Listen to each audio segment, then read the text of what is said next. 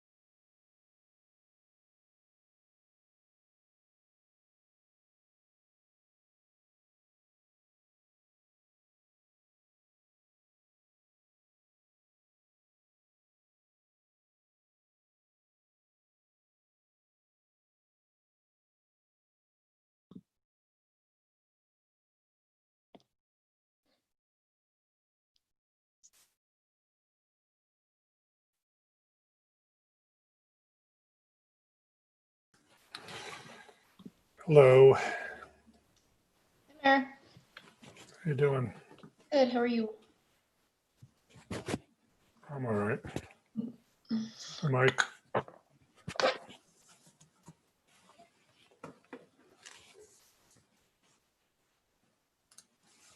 So Mike, I'm just gonna bump you over, okay? And then we'll bump you back in a little bit, okay? Just to let everybody know we are broadcasting.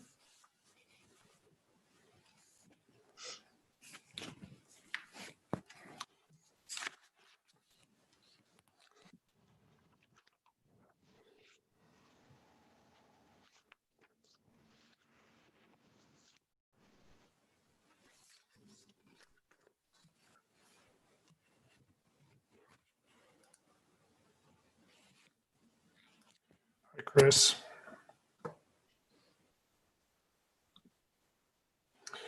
Um, will somebody be able to show the zoning ordinance documents? Can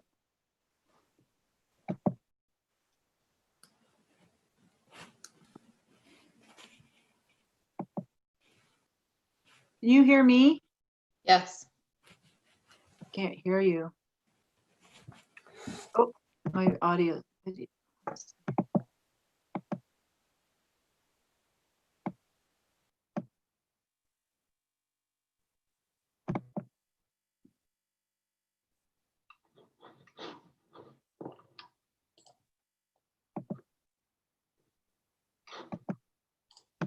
Okay. Or Polly, can you hear me? Yes. Sorry. Okay. So will somebody be able to share a screen with the zoning ordinances as they come up, or with any modifications that the town council members might propose talking about?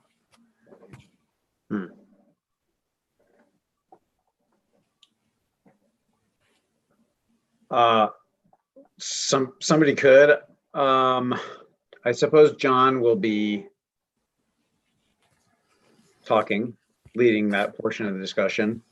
Yeah.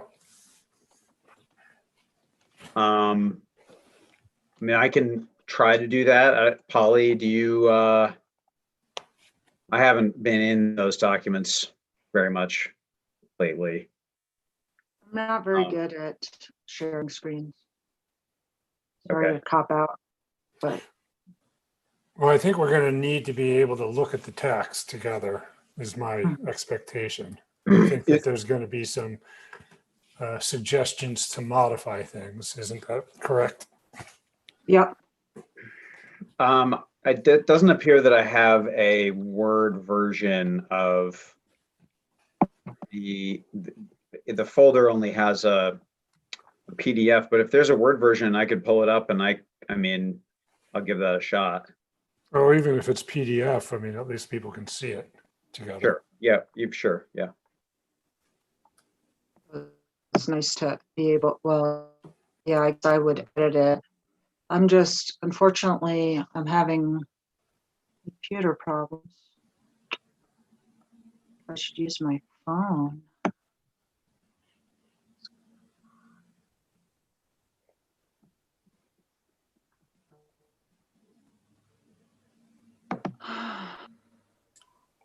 Chris, Yes. I think there's a Word document in the ordinance folder under 2020-04. I can, yeah, you sent me that. You want me to find that email you sent me, Piper? Town council. So, or in the town council folder ordinances. Yeah. And then date modified. Well, on the website, on the town website, in the September 9th meeting, there's a town zoning code cumulative edits and clean version. So those may be adequate, actually. Yeah, because the ordinance doesn't have the actual. No. The ordinance. And it just I have refers it. to it. Yeah. And this is dated at the bottom 8/20/2020. Oh, maybe we never, That's probably my fault. Let me just make sure. Well, this was this is from the September meeting on the website, on the town's website. Is that 8/20/2020? Is that adequate to show? There's a clean version and a red line version on the website.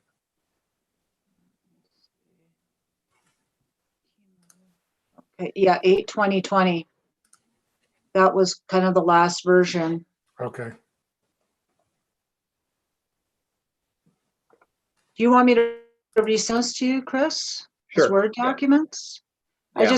My computer's being super glitchy this last Okay. week. Of course, when you need it the most, Yeah. Hi, So, Cliff. Hi, Hi, Margaret. gang. How's everybody doing? Hi, everybody. Good. My saving grace today was going to be to go for a run at the end of the day, and it's so dreary out there and just cold. It smells like the lake. It's kind of Well, there's grim. sun up here, Cliff. Pardon me? Head east. Pardon me? There's sun up here, head east. Ah, okay. Good tip.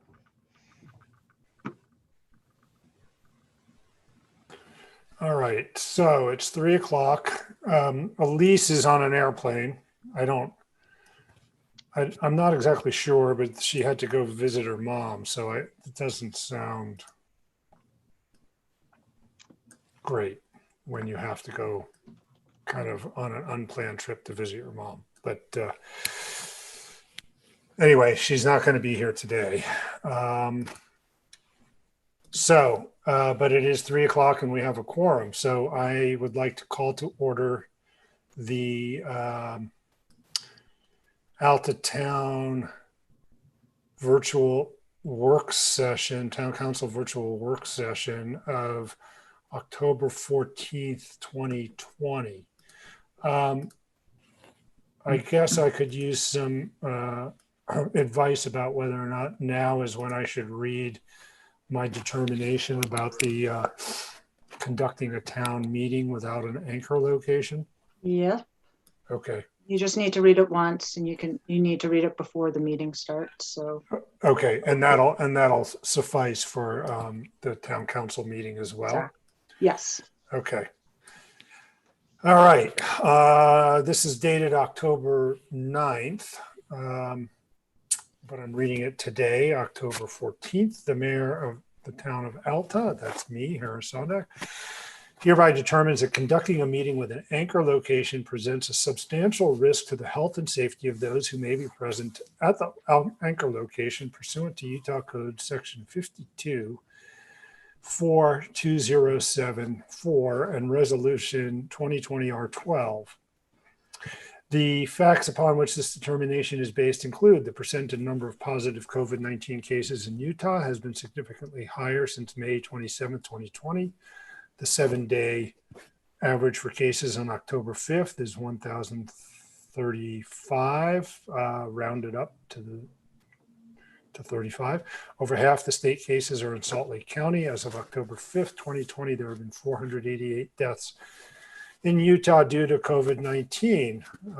I'll add that the President of the United States was infected and hospitalized. This meeting will not have a physical anchor location. All attendees will connect remotely. Attendees may join the webinar by registering for the meeting through the town website at www.townofalta.com, or the meeting can be watched on YouTube. We are currently recording and broadcasting live now. Additionally, comments can be made, maybe emailed to the town clerk, plever@townofalta.com. This determination will expire on November 7th, 2020. Ordered by me, Mayor Harris Sondak, and attested by Piper Liver, the town clerk. Okay. First order of business is done, yes? Thank you. Okay.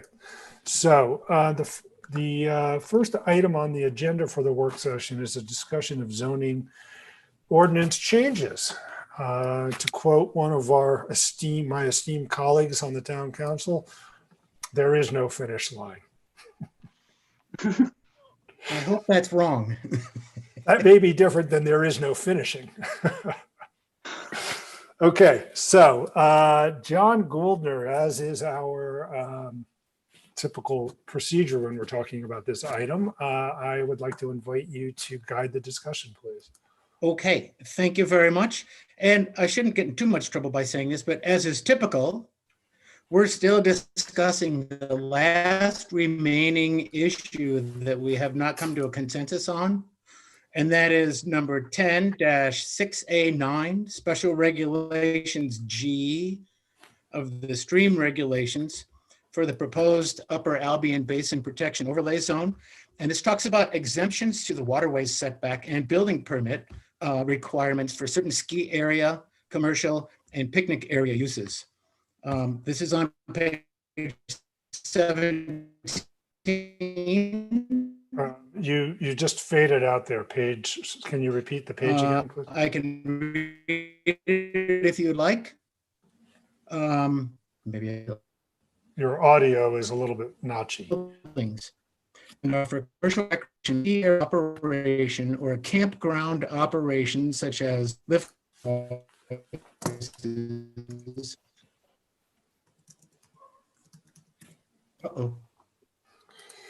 I'm getting weird feedback. Am I still here?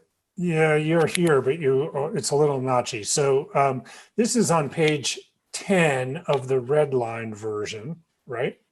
Can I go ahead and share the document? Yeah, please.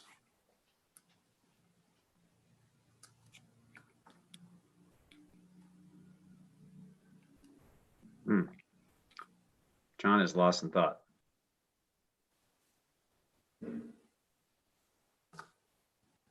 Okay, I see the document with the red line.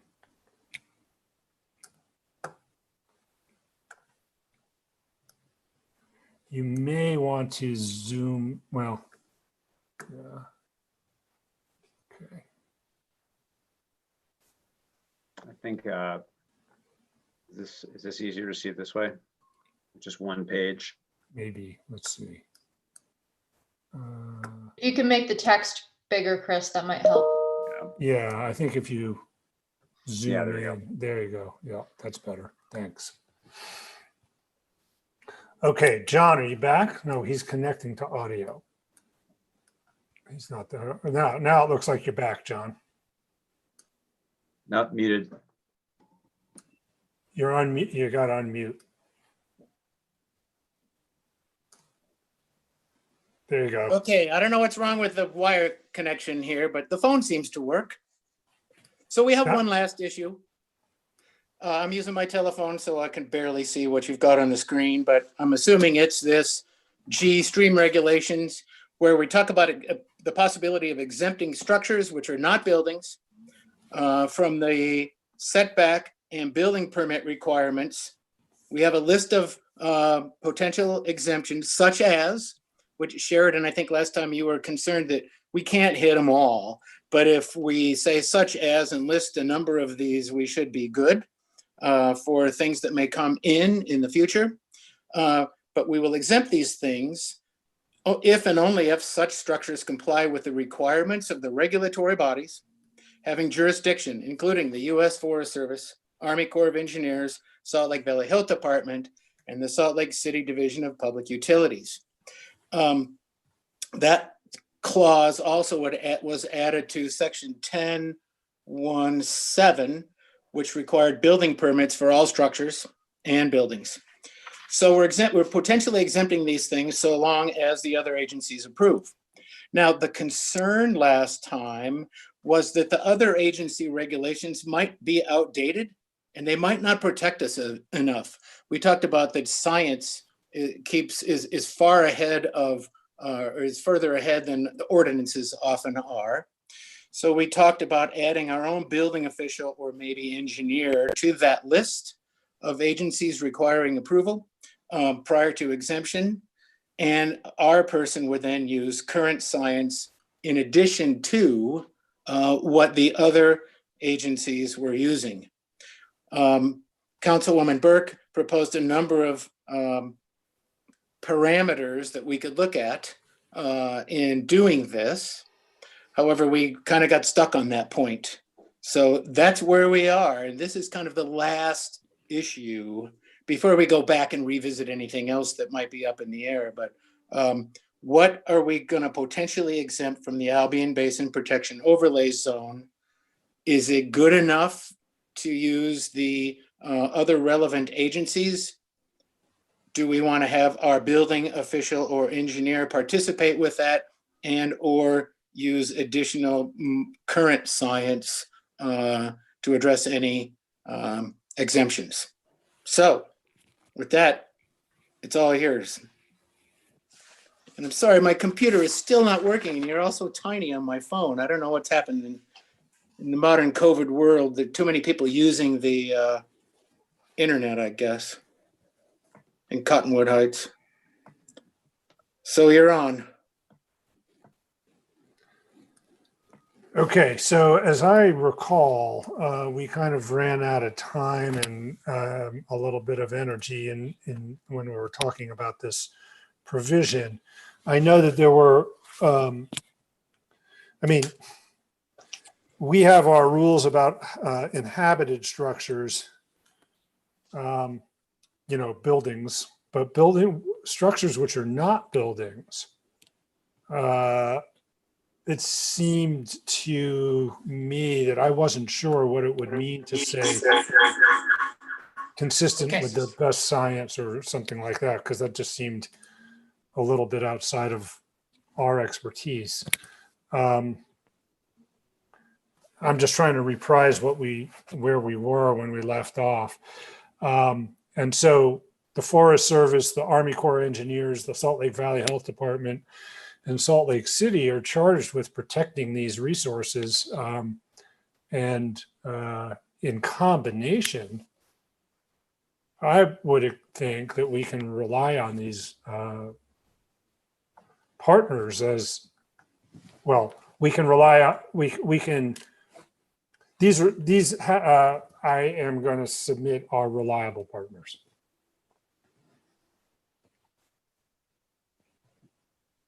I also, And that's how we have it currently written. Whoops. right. If we do get the building official involved, who pays for that, John? Just out of curiosity. Well, it would be us. Okay, so there's a little bit of a financial issue there too. I think those folks are all reliable partners. The question is, shouldn't we seek the cooperation of any business entity in town to assist us, since we are the one overarching entity that looks at the culture and the geography, the placemaking of Alta? That's our job, it seems to me, as land use authorities. And so that's where we're unique. That's where we can help prevent death by 1,000 cuts. And that's where I think, rather than see it as an adversarial framing with the lift company or any business in town to seek our building authority permission, it's an opportunity for us to have greater cooperation and a greater outcome, and perhaps even more streamlined outcome. So I would vote or lean towards Councilwoman Burke's language, gives it a little bit of a higher bar that asks any business entity, in this case, the ski lifts, to come to us as a town, work with our administration, and make sure that the end result is what we seek, not retroactively after the fact.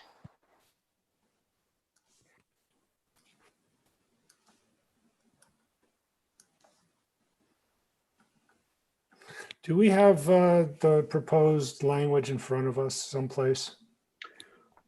Well, I navigated to page 9, but that is not evidently what we're talking about. So No, right. We're on Are you, page 17 is where some of this language is, but I meant Margaret's proposal.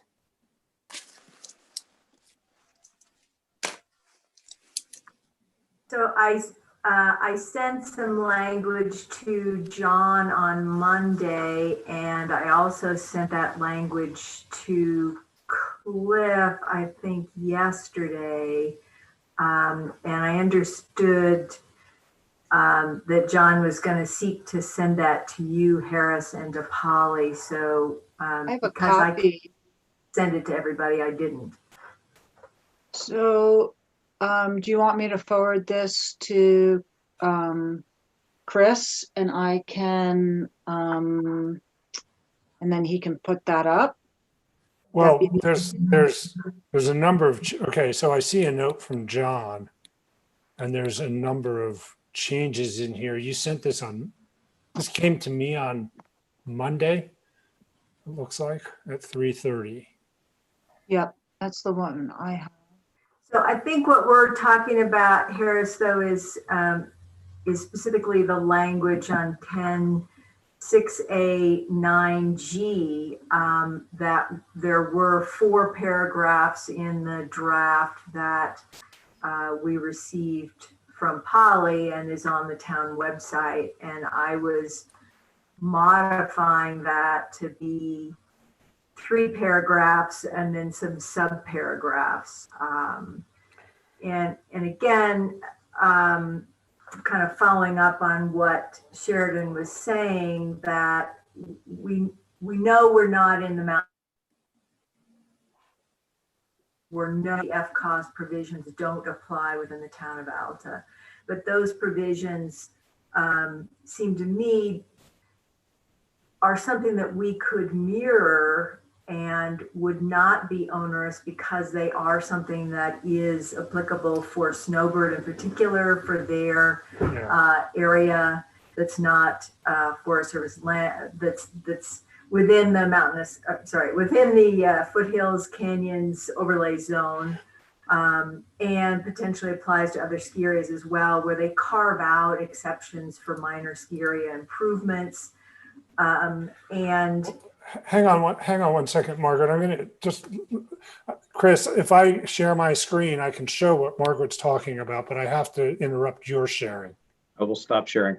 Okay. Sorry, Margaret. I just want to get this up and let you refer to the, because I'm looking at it. I'm sorry to interrupt you. I beg your pardon. Okay. So you should be able to see this now. And I think this is what you're talking about, is right at the top of this. I've scrolled to the top of this. Correct. Okay. All right. Unfortunately, after I sent that to John, I think I revised it yesterday slightly, but I think that the concern that I have is that while the Army Corps of Engineer is the entity dealing with wetlands, it seems to me that's their primary focus and maybe their sole focus in this context. But I think for us in the town, we're not only concerned with wetlands, we're concerned with the entire ecosystem in the town. And similar to what Sheridan was saying, I think the look and the feel and the character of Alta is really our responsibility above all the others. And so I wanted to see about maybe recognizing that the commercial ski and campground operations were something that were there, but I think I put that in the context of that the current things would be grandfathered as being conforming, recognizing that they already may violate the provisions that we have and that we're putting into play, and yet not penalizing them by continuing to, or calling them non-conforming by putting in this provision. But then going forward in the third paragraph C, recognizing again the language that is in FCAUS and other places about how to deal with the minor improvements going forward, by giving our building official kind of prior knowledge and information about it. I heard the concerns people were raising about current science and that's kind of beyond the scope of our building official and engineer, but clearly it's not beyond the scope of experts at the different agencies, the partner agencies, but if we're relying solely on historical legislation from those entities, we're behind the times. So because regulation number 14 is from Salt Lake Valley Health, is from the 80s, I believe, and last updated, I think, in 2006.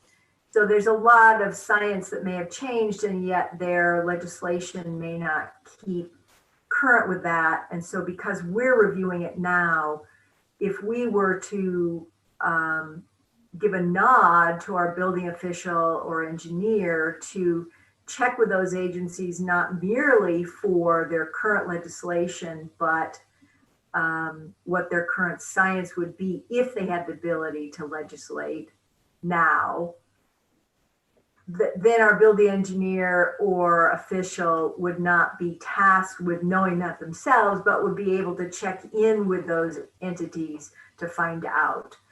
So if it's not a wetland, the Army Corps of Engineers, I understand it doesn't apply. And yet if it's riparian or something else,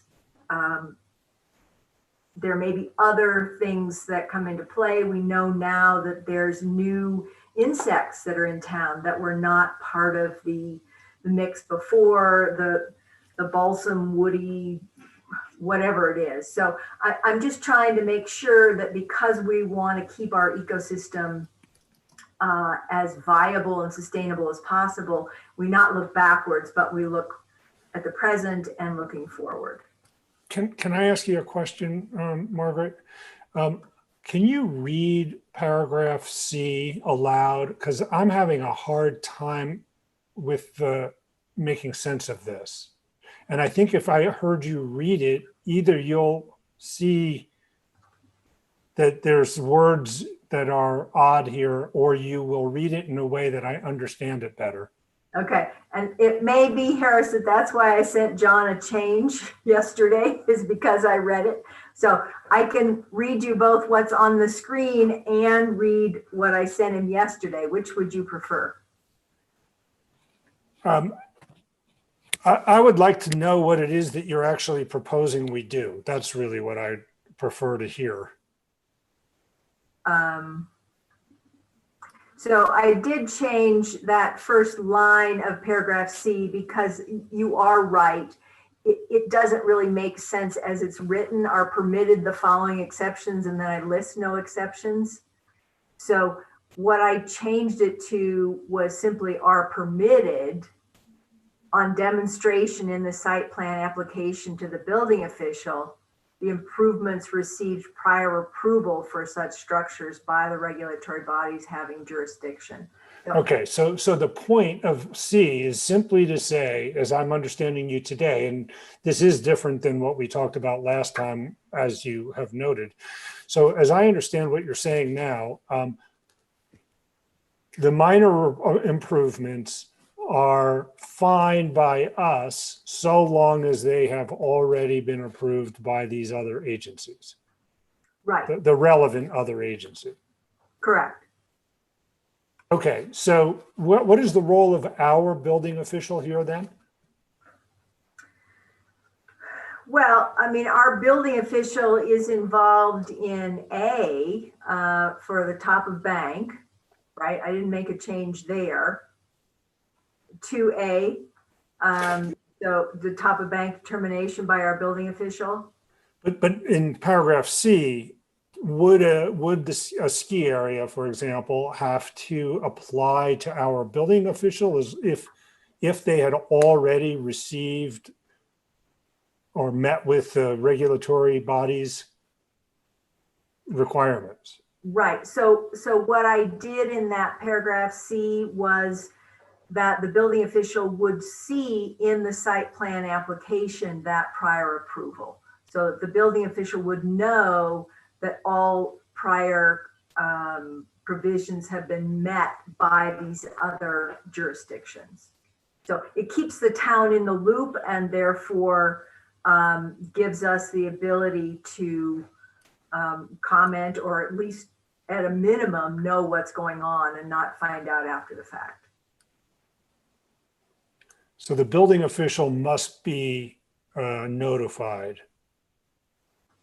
Well, yeah, I mean, I think it's part of the language that on demonstration in the site plan, and I guess I was assuming the site plan would go to the building official, that would be the involvement of the town's building official. And in the red line version that Chris had up, John, or perhaps in the status quo, if a ski area were to do something like put in new picnic tables in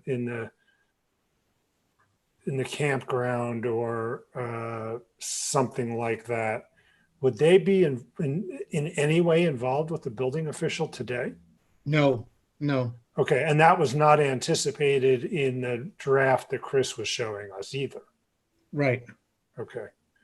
Okay, so Margaret, you're suggesting not only that they have to have prior approval, but that needs to be delivered to our building official. There is a role for the building official here. Right. Okay, now I think I understand what it is that you're getting at. One thing that I'm a little concerned about is these are nested notwithstandings. So it's a little confusing to the lawyers, I think, because the C is nested within A and B, which are nested within one. If you see this, the series of notwithstandings. So I'm a little confused by keeping all of those contingencies in. As I read C, I have to keep these other contingencies in my head, I think. Yeah, I mean, it's not the best drafting. I don't concede, I fully acknowledge. Uh-huh.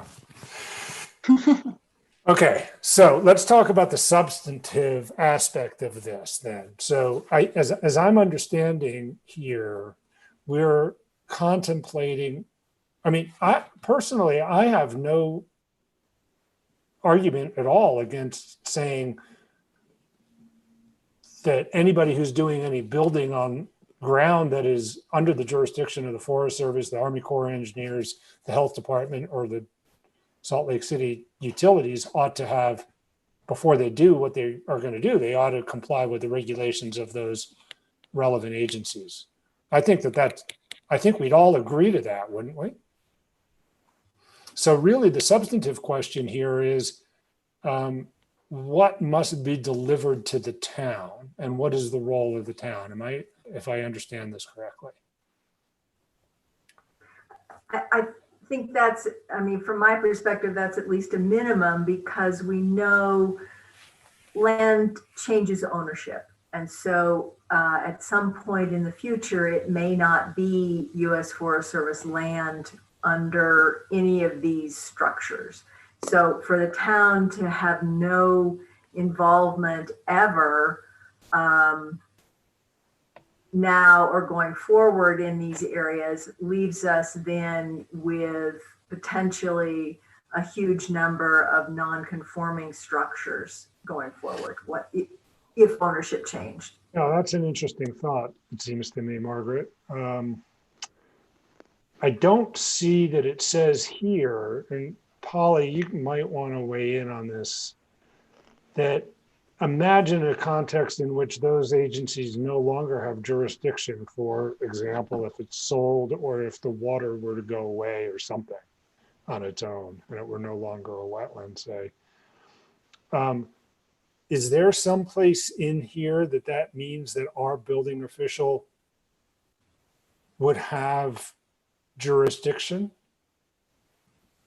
Yeah, so I was trying, I know Margaret was telling us how she changed it and I was having a little trouble following it, but it just says that the building subject, well, it says approval of the site plan, but it doesn't seem to be so long. It just seems the criteria is that all those other things Are met. comply. And so Margaret, if those were to go away, I'm not sure that this language protects us in the way that you are seeking to. But maybe I misunderstand. I understand. I think I understand your intent. So when you say go away, you mean that the Forest Service and the Army Corps go away and the Valley Health Department and Public Utilities go away as well? Well, that's what I thought you were concerned about when you were talking about land ownership. If the land were to no longer be Forest Service land, but there was a trade and made it private land, the Forest Service would no longer have jurisdiction. Right. And so the ski area would no longer have to have a prior compliance with any Forest Service regulations because they wouldn't apply. And I'm imagining a situation, I'm just taking that to the extreme, where none of these regulatory agencies any longer apply for some hypothetical reason, which is what I thought you were concerned about. Can I jump in for a second? Because I Yeah, think if that yeah. did happen, you could always change. If that was our new reality, we could always change the code. Right? Like, Yeah, it seems like an unlikely set Yeah. of events but And so, if I to can, worry about now. and if I can Right. talk quickly before my computer goes out again, you know, we could lose the Forest Service, but it's very unlikely that we would ever lose the Health Department and Salt Lake City Public Utilities. And if that ever happened, as Polly said, then we'd adjust. We'd have to adjust our ordinances.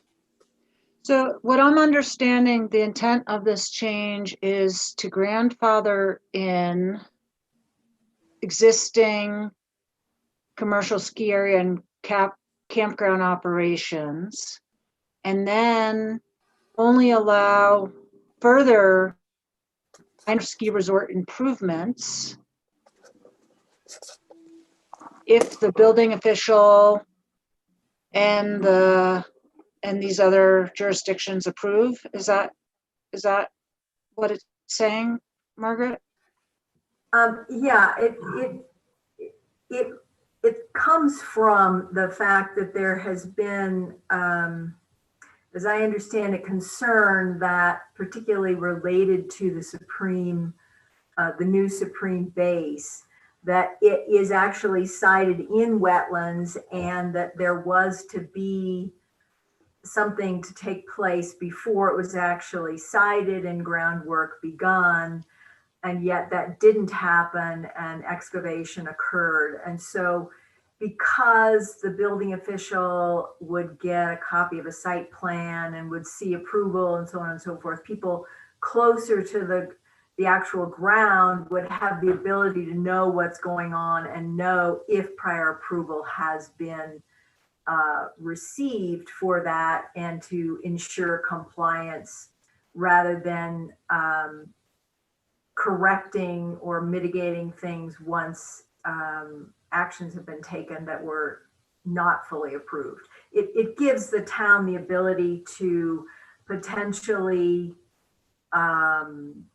enforce maybe provisions that all would agree are necessary and appropriate, but done ahead of time rather than after the fact. So let me point out that it's our agenda has 2 items, each of which is a half hour, and this one is now we're a half hour in. Let me just I know Cliff has something that he wants to propose, and then maybe we'll move on to the other issue. I'll stop sharing the screen in the meanwhile. Thanks, Mayor. Let me keep my substantive comments as brief as possible. I just want to remind everybody that we are talking about a very narrow exemption that relates only to ski area structures that are not buildings. Let's keep that in mind. I would also point out that on federal lands, there's going to be a very real substantive controversy over whether the town has the authority to regulate in this area.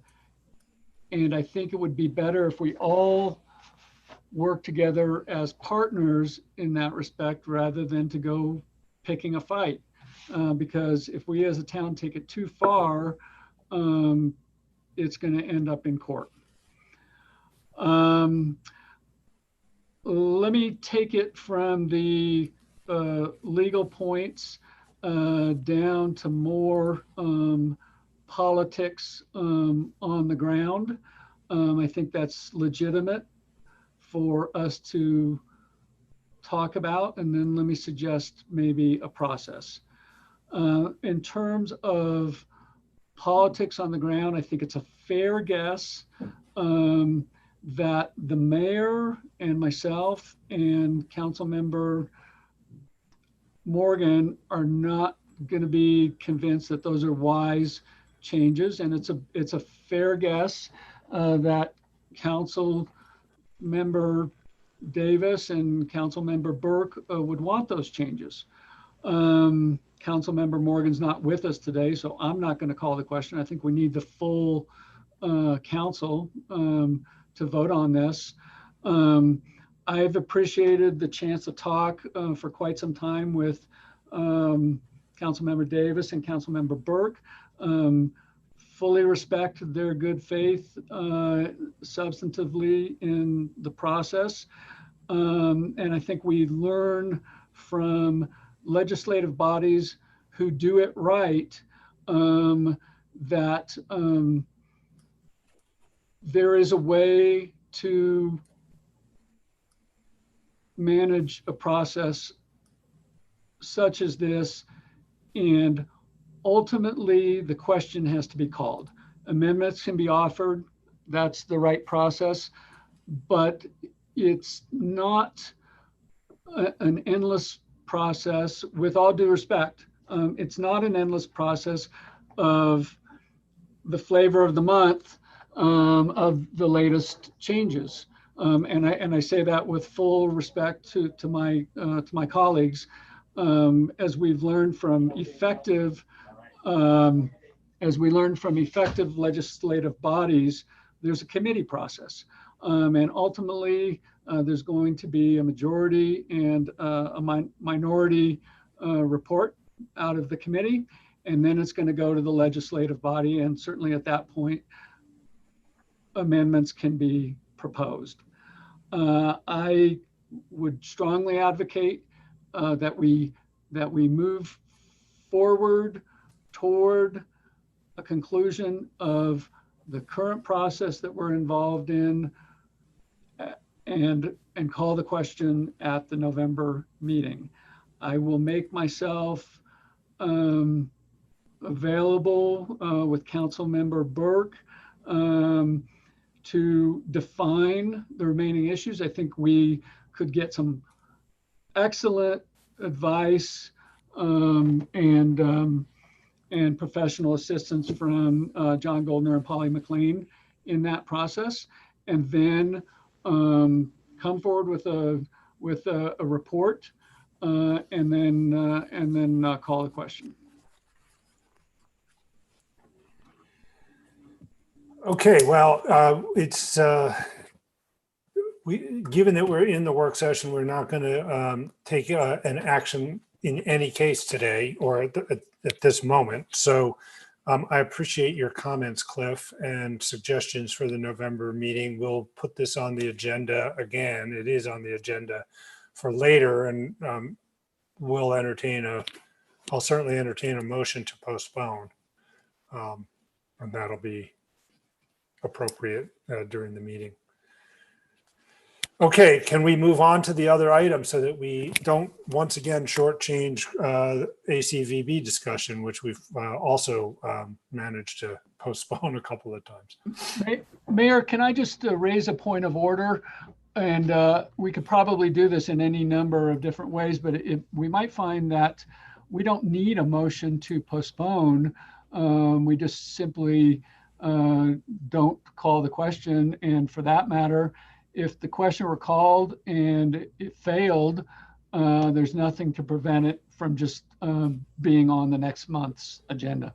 Yeah, the latter part is certainly right, but I'm just concerned that we do have it on the agenda. We should probably address it during the meeting is all, one way or the other. Yeah, I would just suggest that at the time that it's on for the agenda, the motion is to continue it as opposed to anything else. Okay, so Chris, I know that you have some help. Yes, indeed. Thanks for making time for us today. I don't have a lot to say other than to introduce most of the board of directors of the Alta Chamber and Visitors Bureau. We have with us today our current board president, Rosie O'Grady of the Alta Lodge. We have Brandon Ott of Alta Ski Area. We have Connie Marshall, who is an ex officio member, but who sort of represents the continuity over time with everything we've been doing with the chamber for the last 10 years. And of course, we have Sarah Gibbs of ACE, who's been a member of the board for a couple years and who's been working with us closely on weekly and twice weekly meetings and get-togethers to hash out what Rosie's going to present to you once I'm done here. And I'll just say that we're really excited about what we're presenting to you. It represents a ton of work, a fair amount of community engagement with ACE, and that's all I have. Rosie is gonna share a few slides with you. It's not new material. It's just a way for us to visualize the documents that I sent out with the council packet last week. So with that, Rosie. Perfect, thanks. I'll share my screen here.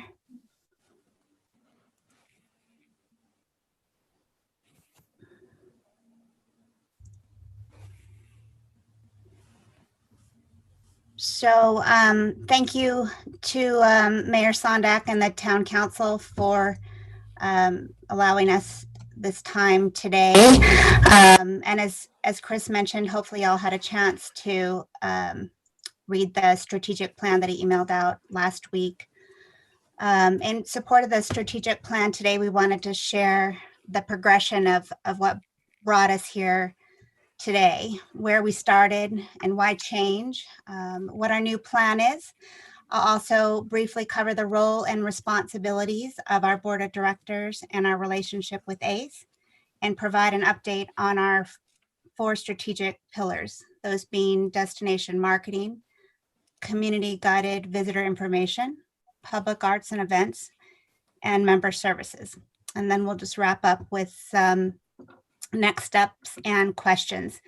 And being that we're in this virtual environment and on a limited time frame, I thought it'd probably be easier if I just review the slide presentation, and then we'll open it up at the end for questions and comments. And of course, feel free to use the chat function if you'd like. Hey, All right, Rosie. here yeah? We can see your notes. Do you want to go full screen so they can just see the full presentation? Yeah, I thought I was on that. Thanks for telling me that, Brandon. Yeah.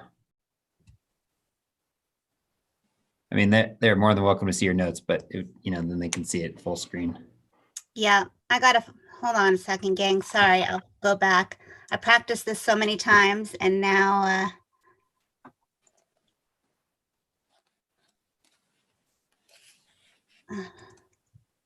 sorry. I'm gonna stop sharing for just a quick sec, okay? I need my notes. I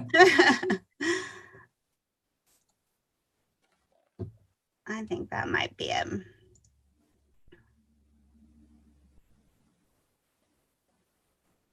Can you guys see that? Yes, Rosie.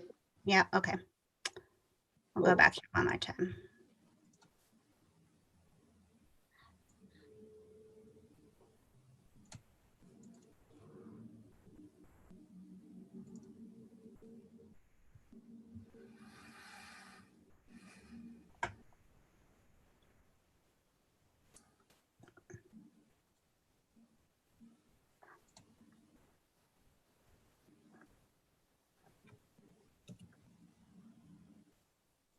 Give me a second. Sorry, I need my notes because I had some things that I wanted to share with you. So That's okay. You can go back to how it was. That's no problem. Okay.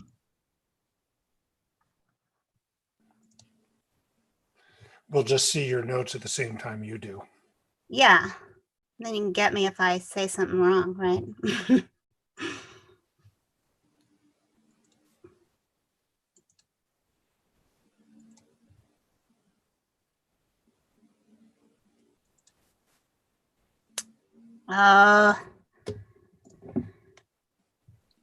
All right, so, um,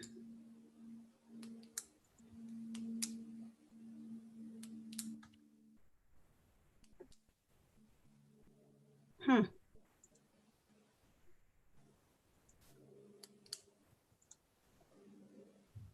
Can you guys see my notes there?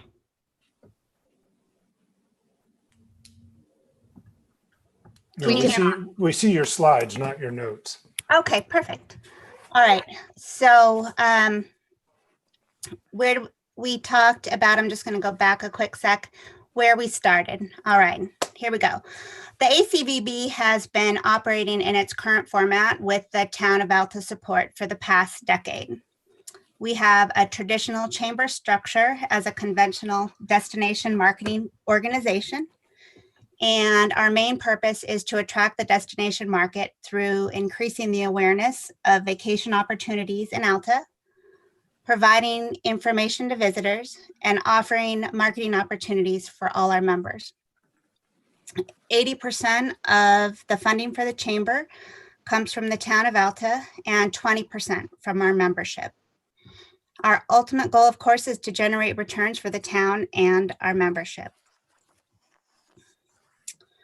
Catalyst for a change. What was the catalyst for change and how did we get here?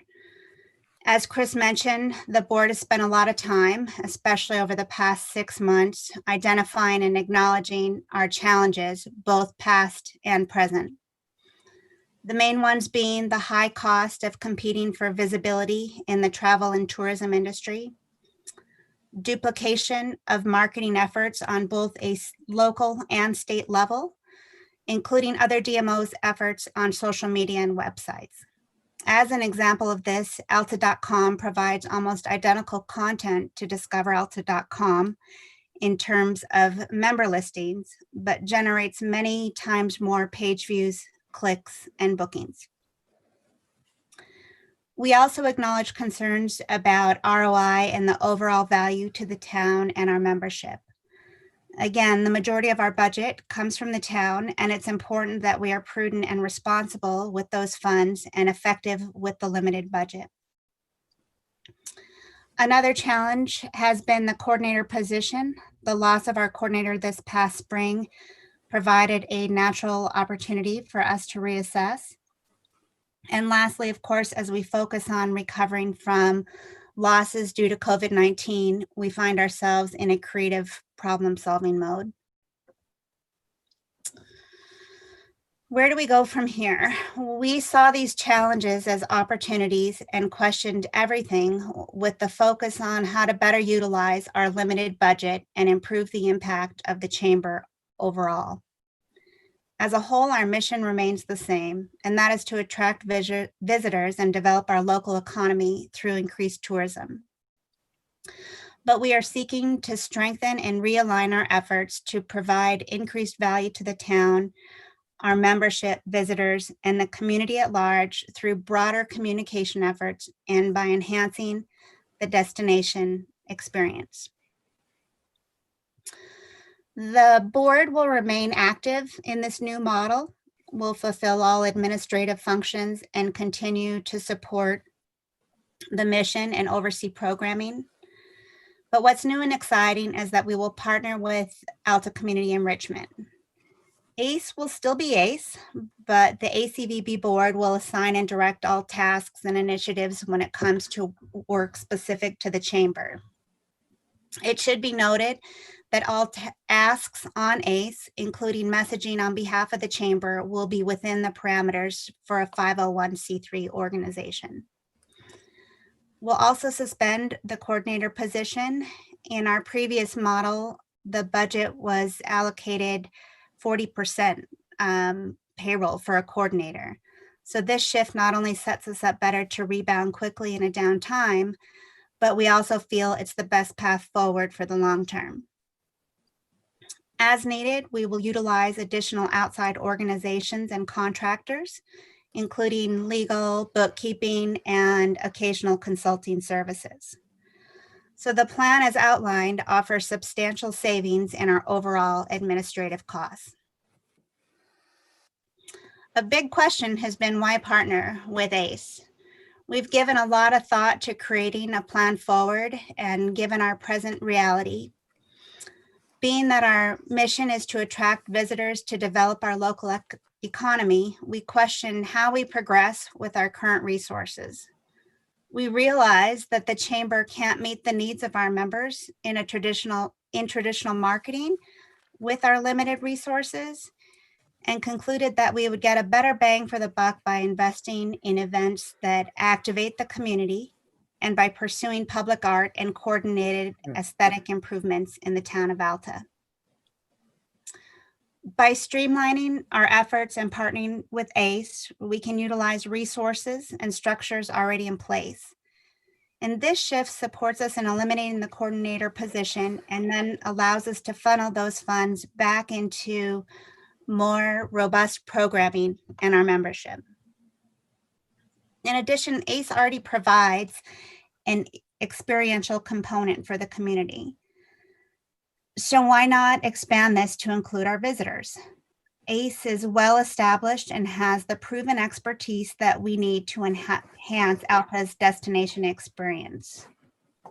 Our plan is to leverage existing ACE programming that would complement ACVB needs and strategies and strengthen our destination appeal through storytelling and sense of place, with a focus on the aesthetic enhancement of community, year-round activity and events, and authentic engagement and communication. We want to increase the community vibe beyond the mountains and the deep powder on what makes Alta so special. So we're so excited that the very best outcome of this shift on our strategy is truly the ability to fully share our beautiful and unique destination with all our guests. Into the nuts and bolts of our plan, we've got 4 strategic pillars. Those are destination marketing, community guided visitor information, public arts and events, and membership services. The ACVB board will manage all destination marketing efforts. We'll focus on co-op marketing opportunities and grants and leverage rather than duplicate efforts. The big focus here is co-op marketing, specifically with the Utah Office of Tourism. Our second pillar is community guided visitor information. This includes member and visitor listings on the ACE website, an important component for all member businesses. We plan to dissolve the discoveralta.com website and transition content and links to the newly named altacommunity.org. We will continue to provide information to visitors on the Alta experience as a destination through curating creative content and storytelling, and utilizing social media, e-newsletters, blogs, and other impactful communication tools. Our third pillar is public arts and events, and we have a vision of enhancing the economy through the arts. This includes public art installations, projects to create an aesthetic theme through the town, including signage and flowers in the summer, offering community and visitor events with a focus on the arts, in which the chamber will be the nexus for businesses and visitors. And we look forward to partnering with ACE to host public events. Our board is really excited about this new public arts and events strategic pillar. We're looking forward to working closely with ACE, as it's something that ACE already excels at. And we see this initiative as an opportunity for a significant and positive impact, not only on the visitor experience, but also as generating new business opportunities for our membership. And lastly, member services. We will continue to provide member services focusing on networking, communication, and education.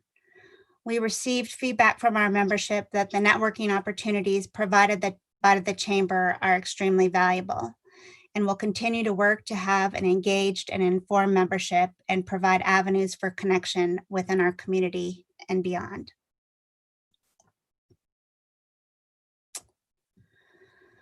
Our next steps. We are ready to move forward with our new strategic plan.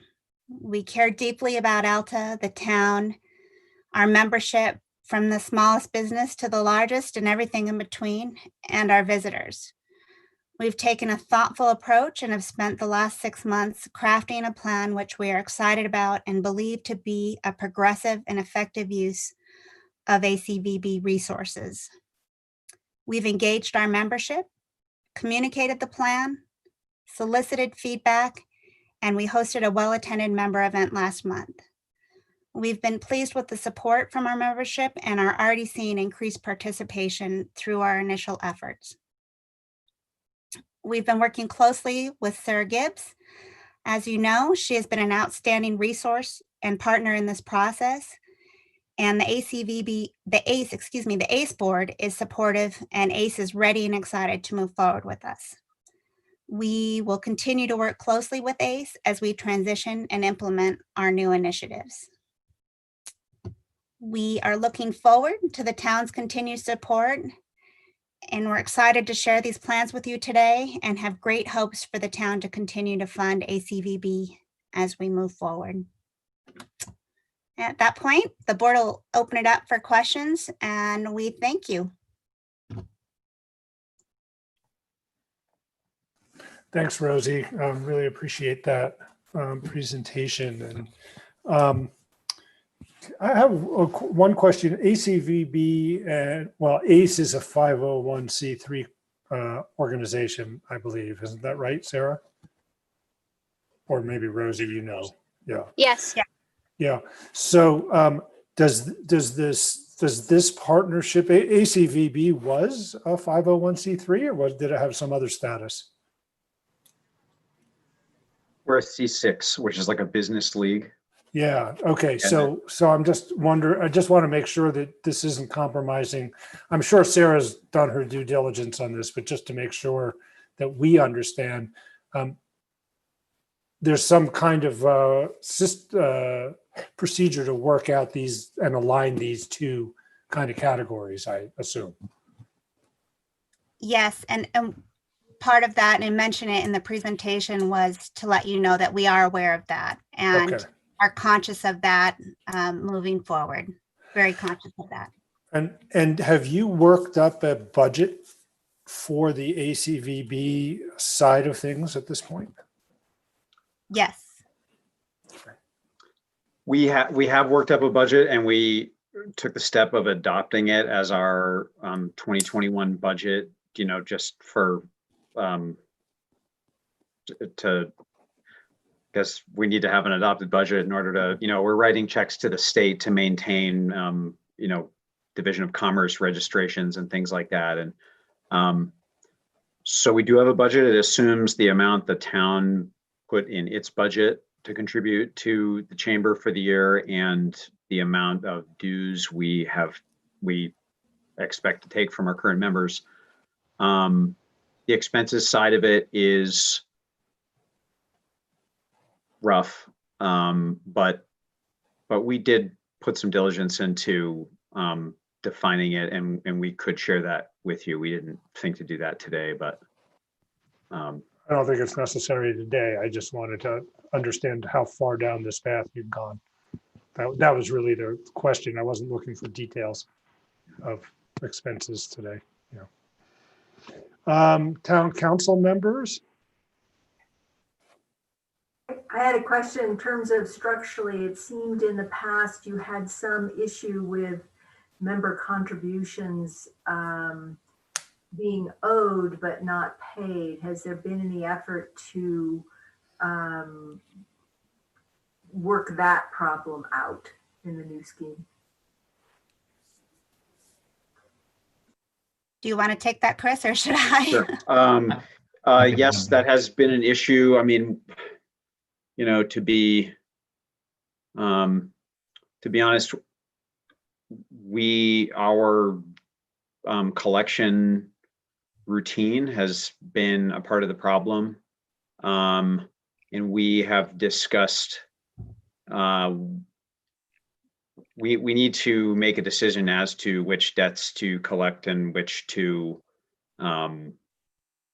dismiss going forward. But we also have discussed the fact that we can't, we have to have a more firm collection program. And, we've never discontinued membership for, delinquent dues payers and so forth. So it has been a problem, but we are hopeful that taking this deliberate approach to defining a new model for the chamber in consultation with our members will yield better relationships with the members and a better sense of value, and that better communication about dues at a different time of the year would yield more compliance with that requirement for membership.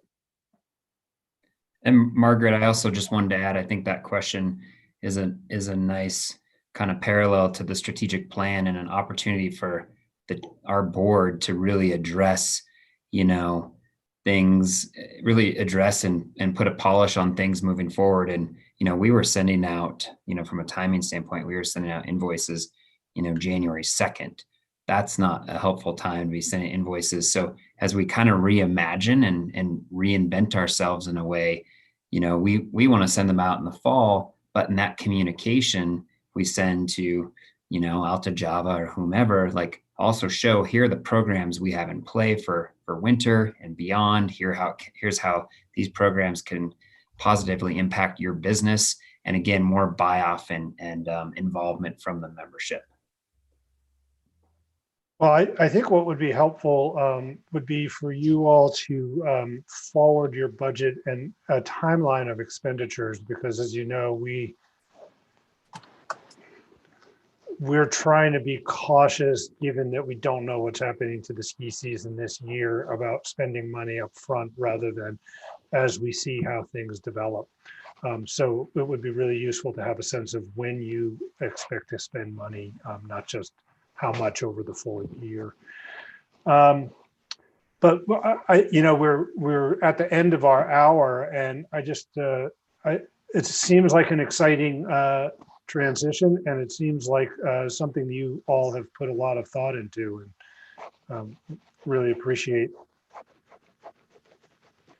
the idea that we can help the chamber move forward. Thank you.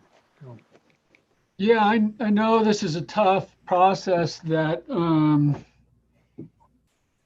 you all have been going through, but you have an awesome group of people and you've been rocking it. Thank you. Yeah, it seems like a creative solution to some of the issues to me. So, Yeah, thanks for the excellent presentation, Rosie and ACVB board. And we can pick this up again. Just a couple quick questions.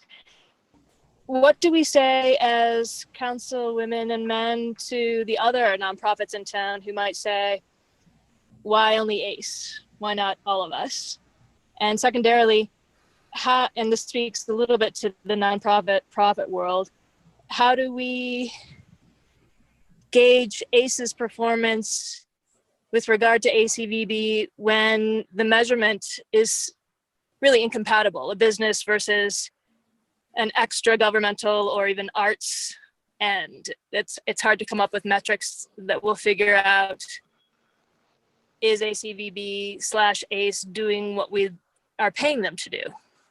And that's for an ongoing discussion. So I'll leave that open-ended.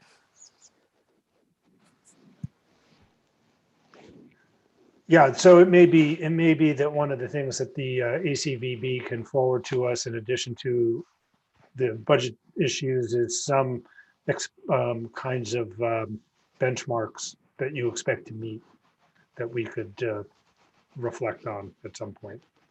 Sheridan, we've thought a lot about both of those questions, and would be happy to provide more color there.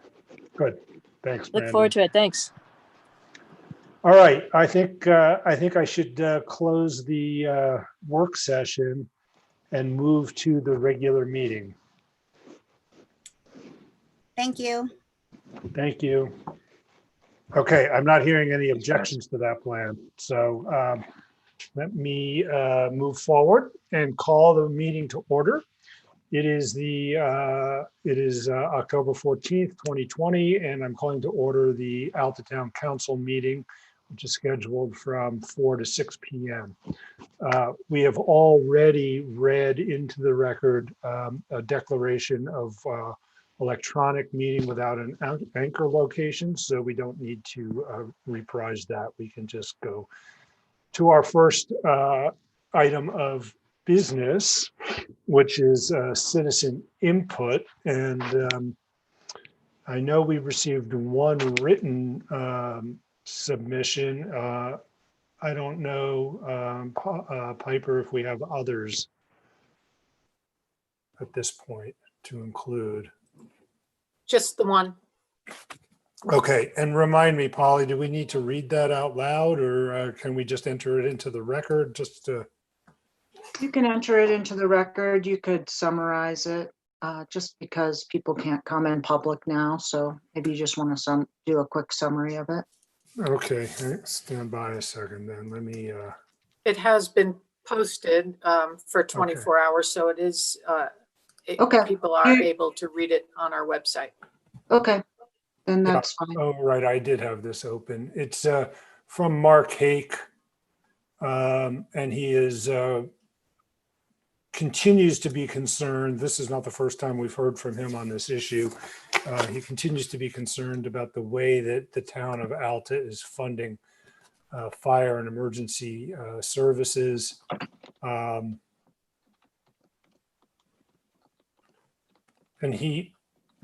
the suggestion is, I guess I'm a little confused about this. A review of various parties' tax assessments would disclose that identically situated property owners have disparate assessments with no credible explanation.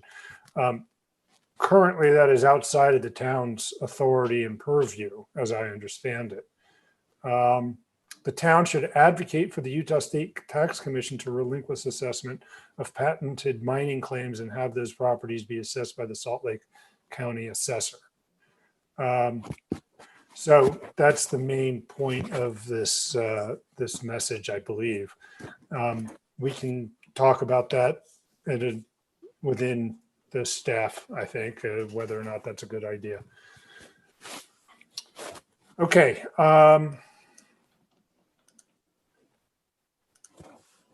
I'll go back to my agenda.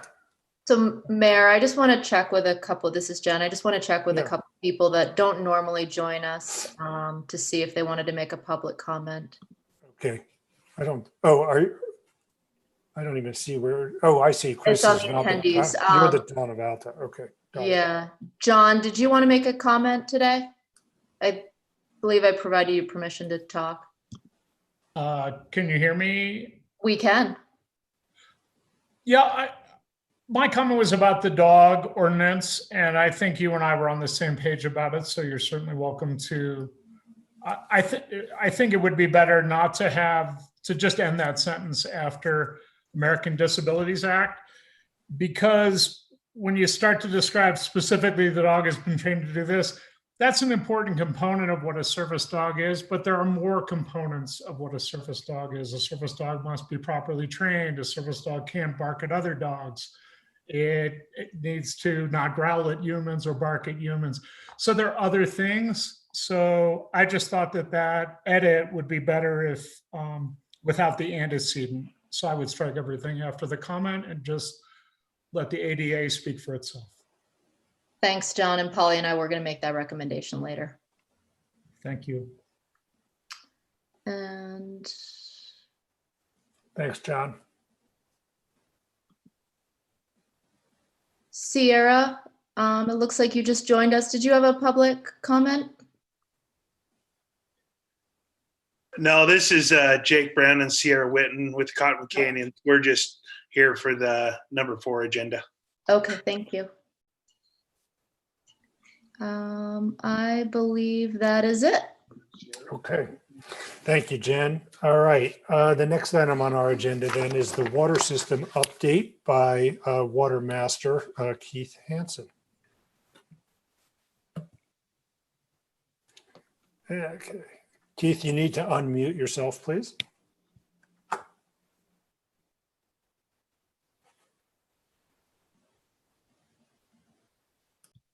All right, thank you, Mayor. Can you all hear me? Okay, let's see. Thank you for the opportunity to speak to you guys today. I'll try and be brief, but I do have a number of things that we want to discuss and update you on.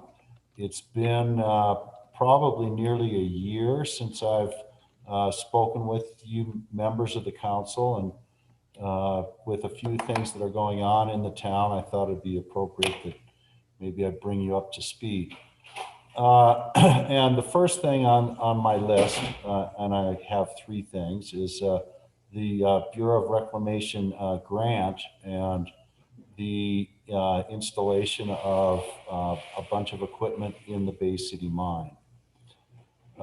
As you know, the town was awarded the grant, and we started up this summer the process. The first thing we had to do was to get Division of Drinking Water approval for what we want to do in the Bay City Tunnel. And and I wanted to wait and order equipment until after we had approval from the state, and we got that about the 15th of August.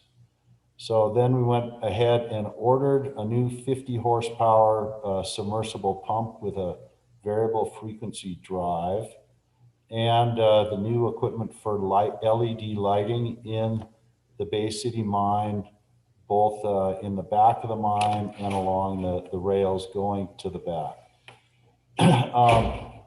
Let's see. The pump will be installed the second week of November. All the new lighting has been installed, and boy, what a difference it makes after going from 40-year-old lighting to new LEDs. We had to repair the rail track in the mine so that we could get the new pump and equipment into the mine, and that work is complete. The new water meter that's used to monitor and help us save water has been delivered, and that will be installed before the 1st of November. The gas line for the Bay City, the main building, the treatment plant, and for the Grizzly pump station, those are two things that are part of the grant, have been delayed. Part of that has to do with getting the engineering done in a timely manner, and it's unfortunate that we missed our window to be able to get that done while they were up here tearing Alta apart all summer long. So I'm working with John to alleviate that, and hopefully we can proceed with that as part of the grant, even though technically the Bureau of Reclamation wants this completed by the end of the year. If you guys have any questions at any time about what I'm talking about, feel free to jump in. One of the things that we had to do in order to, let's see, I'm going to share my screen. And which screen do I want to share?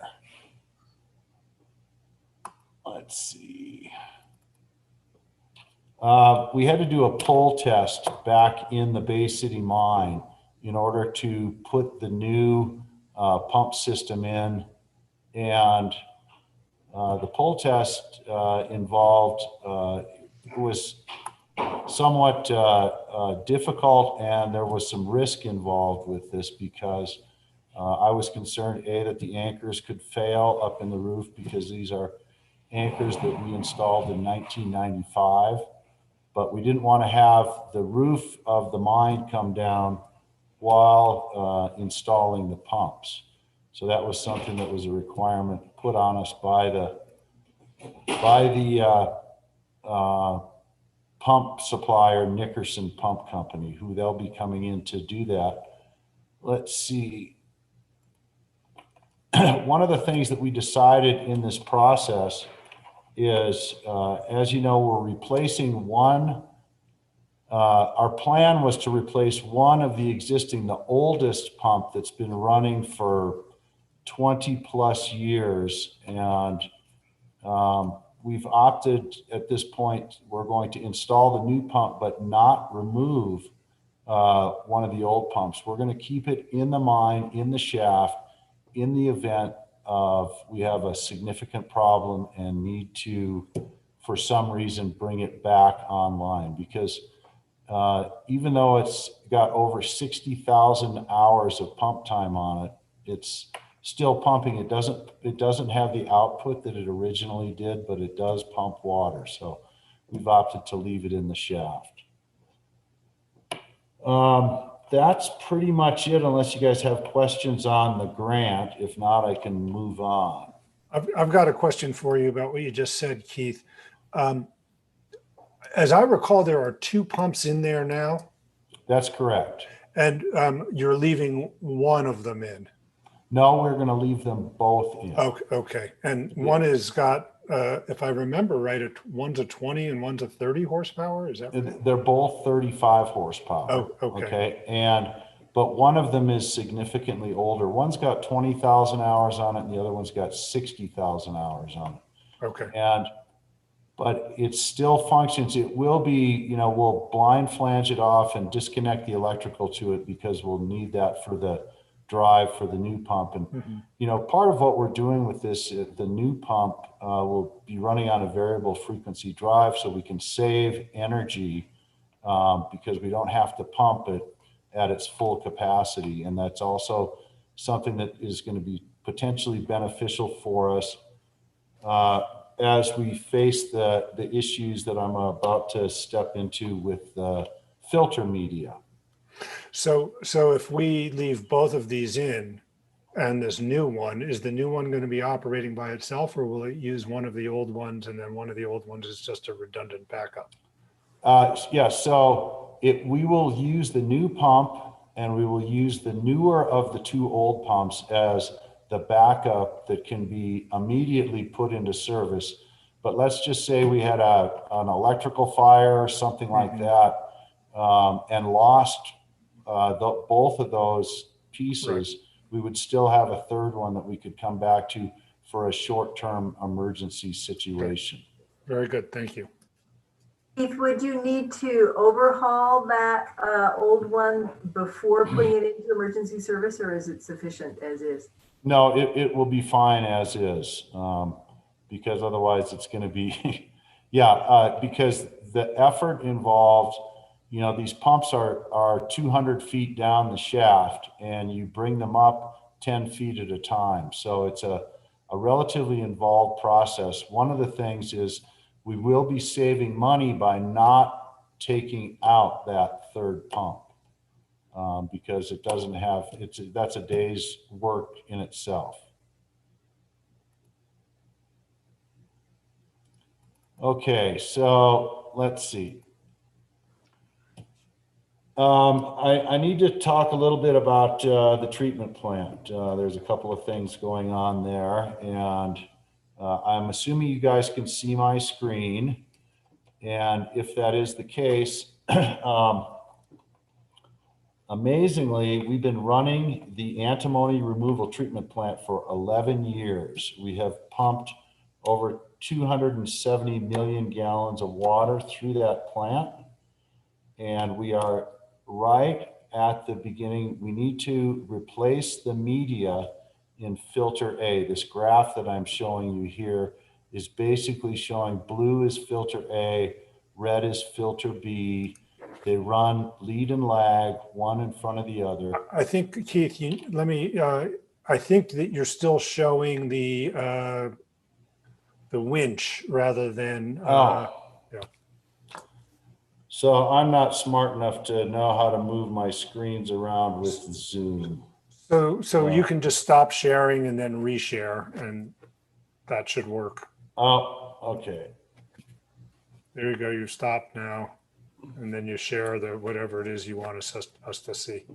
Sorry to interrupt you, but. No, that's totally fine. I'm new to the Zoom meetings.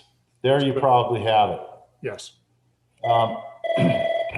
And the big things that I want to talk about is this. We are preparing, the town has purchased the new filter media for filter A. Like I said, they run lead and lag. Filter A has been running as the lead since about the beginning of 2019. 11 of 18 is when we changed we put the new media in. We used the older media to keep removing the antimony until this green line is the maximum contaminant limit set by the Division of Drinking Water. But we can still get use out of that media by running it until it matches the antimony concentration in the raw water. So we purchased the media and took delivery of it, and I started the process for getting rid of the old media, which we have done twice so far. This is our third time replacing the media in just one of the filters. Unfortunately, we sampled the media. In order to get the media disposed of, first of all, we have to sample it. And it is sampled for TCLP, which is toxicity characteristic leaching procedure for the water. And the first sample from 8/17 of this year failed TCLP for cadmium. Now it's interesting because we don't exceed the MCL with cadmium, but we do have cadmium in our raw water. So the discussion we work with ET Technologies. They are the waste stream handlers, and as it will turn out to be the middlemen for disposal. So when we've never failed that before. We've never failed the TCLP test, it was a surprise. So we resampled 3 specific cadmium tests, not just the 8 metals that are required under RCRA. And these second 3 samples all passed TCLP, but the total metals concentration in the water was too high for ET Technologies to dispose of it locally. So they were in the process of putting together a quote to dispose of this. This waste is now going to have to go to Grassy Mountain, which is about halfway to Wendover. It is not a hazardous waste at this point, but then I was informed on Monday of this week, as they were doing out at Grassy Mountain, as they were doing their review, that the mercury levels in the spent media were higher than they were comfortable with. So we have had to rerun TCLP for mercury, and I won't have those results for another 10 days. So what does this mean? It's a little bit puzzling, that we're seeing these things. As a side note, in 2019 here at the Wasatch Drain Tunnel at Snowbird, for the first time in 30 years of operation of our plant down here, our sludge did not pass TCLP as well. Down here it was for arsenic. And so that it makes me question if there's something going on with the water in the mountain. But we can have that. You guys are welcome to talk with me about that I won't spend all your time here.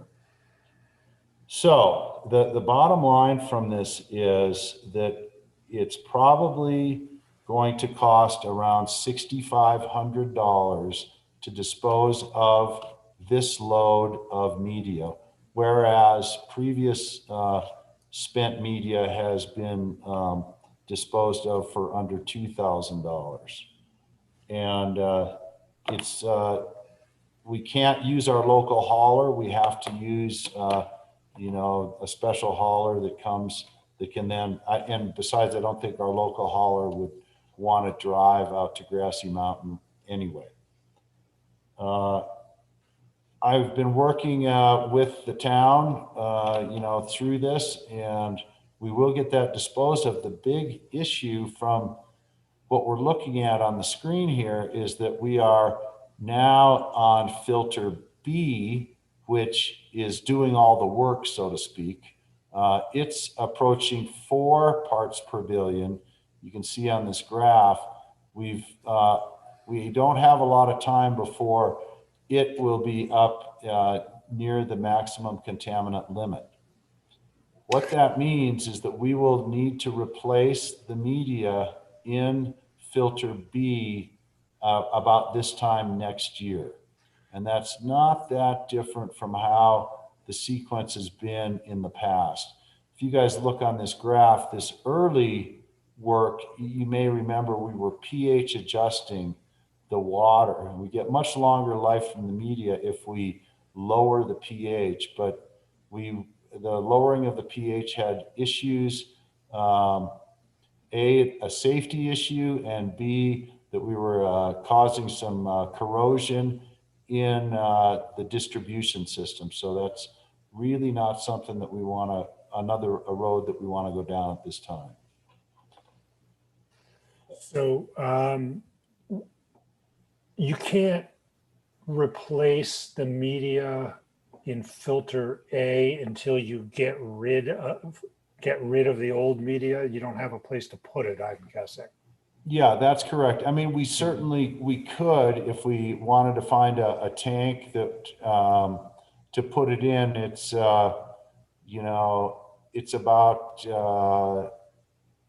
1,000 gallons in a liquid form. So, but ET Technologies realizes that we are under the gun for getting this done, and they're doing everything in their power to get the waste stream approved for disposal. And as soon as they do, then we will. If just as a stopgap measure, do you have a place to put 1,000 gallons? Well, we could, yeah. Well, we could put this media if we had to. We could put it in 55-gallon drums, or we could put it in the backwash tank back in the mine. But that would then be labor intensive for disposal when the time comes. Okay. Well, I'm just thinking that you might want to. Well, obviously, thank you for keeping your eye on what's going on, Keith. I mean, we rely on you, rightly so. And I just, this is a pretty steep curve right here. And my guess is that we have not been using a lot of water, right? In the last part of this graph is my guess. No, that's correct. Yeah. So this is going to accelerate, if anything. So yeah, interesting. Yeah, and we will have, we'll have the new media in before the winter season opens. I would like to think that we'll have it out of there, the old media out and the new media in by early November. Okay. And in terms of the cause of this, there's not, I know that there was some talk about going deeper into our shaft to get the water, but we haven't made that change. No, we have not made that change. And, we did, before any discussion with that, we tested the water, and the water is essentially the same. We ran water from deep in the mine with a small portable pump for most of the spring runoff and into the end of runoff to see if there was any changes, and the water basically mirrored itself at the different levels. So that isn't it, but it could be, you know, is it, you know, we're in the upper reaches of the aquifer, and is it because of the changes in precipitation that we're seeing different concentrations of metals? And that's, you know, something that we're watching, but I'm not going to speak directly to it yet. How's that? Yep. You had a third issue? Yeah, the last one, I just want to give you guys a quick update on the sewer line as well, because everything that we use goes down the pipe. How's that? So, first of all, this summer we replaced a mainline section of the sewer here in the canyon from manholes 128 or 122 to 128. We actually eliminated 5 manholes out of the collection system. This is a place, if you guys are familiar with Chickadee, that's where we replaced the line. We did this in a while changing. We also ran water lines down here. We did a pretty significant project, and eliminating that bad section of line.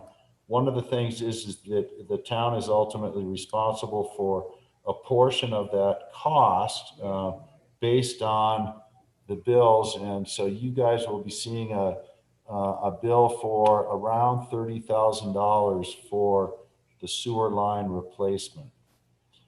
We also, in our normal maintenance of the sewer, found a crack in the line between the gold miner's daughter and the Peruvian. We inspected it thoroughly. Unfortunately, it's in an area where the sewer line is about 30 feet deep. We are not losing sewage into the environment, but it's kind of another one of those signs of the aging infrastructure, and something that we need to at some point address. And at this point, my recommendation is that we will do a patch in there to protect the pipe in the short term. In the long term, that there may be a section of line there that needs to be replaced. Is that the same place where the sag is in that section of the sewer? Yes, it's just to the west of the sag. If you want to, where the old fen was, kind of at the west end of the gold miner's lot, it's there. And the unfortunate thing is the sewer is very deep. A repair, a patch won't do anything about the sag, but a real repair could. Yeah, that's correct. I mean, that's one of those things I think that we plan for down the road. What's the smartest way to go about this? And because just like everything else, that sewer line, when it was installed, was not installed 30 feet deep. The terrain has changed here as things are built. Interesting. How much will this disrupt the parking lot? It would be done in the summer, I presume. And sure. Yeah. It wouldn't, it's too early to tell. We have some ideas, but I don't think we wouldn't be doing anything like, some of the other interruptions we've had. How's that? Okay. Yeah. Okay. All right. Yeah. Okay. So let me, you had a fair amount to report to us, Keith, and some of it is certainly going to get, certainly it's going to get our attention. Did the council members have any questions for Keith or the staff? Just a quick question. Thank you, Keith, for that excellent summation and your invaluable knowledge. Does the new medium clear for mercury? Does it pull mercury? Yes, it does. The media, and that's, we have trace amounts of many elements in the water here that are below the drinking water standards. We only exceed for antimony, but when you are removing the antimony, you're also removing these other trace elements, and it's kind of a surprise to me that we saw the mercury and the cadmium. We do down here at the Wasatch Drain Tunnel, we've been removing cadmium since 1989, because that's one of the contaminants down here that we deal with. But this is, the levels are very small, but it accumulates in the media. That's the difference in the way these systems work. So the mercury, yeah, there's trace mercury that it's all getting pulled out. So I guess the bad thing is the disposal issue, but the good thing is it's not in the water. I presume that there isn't a recovery and industrial reuse of these small amounts of metals that are in this 1,000 gallons.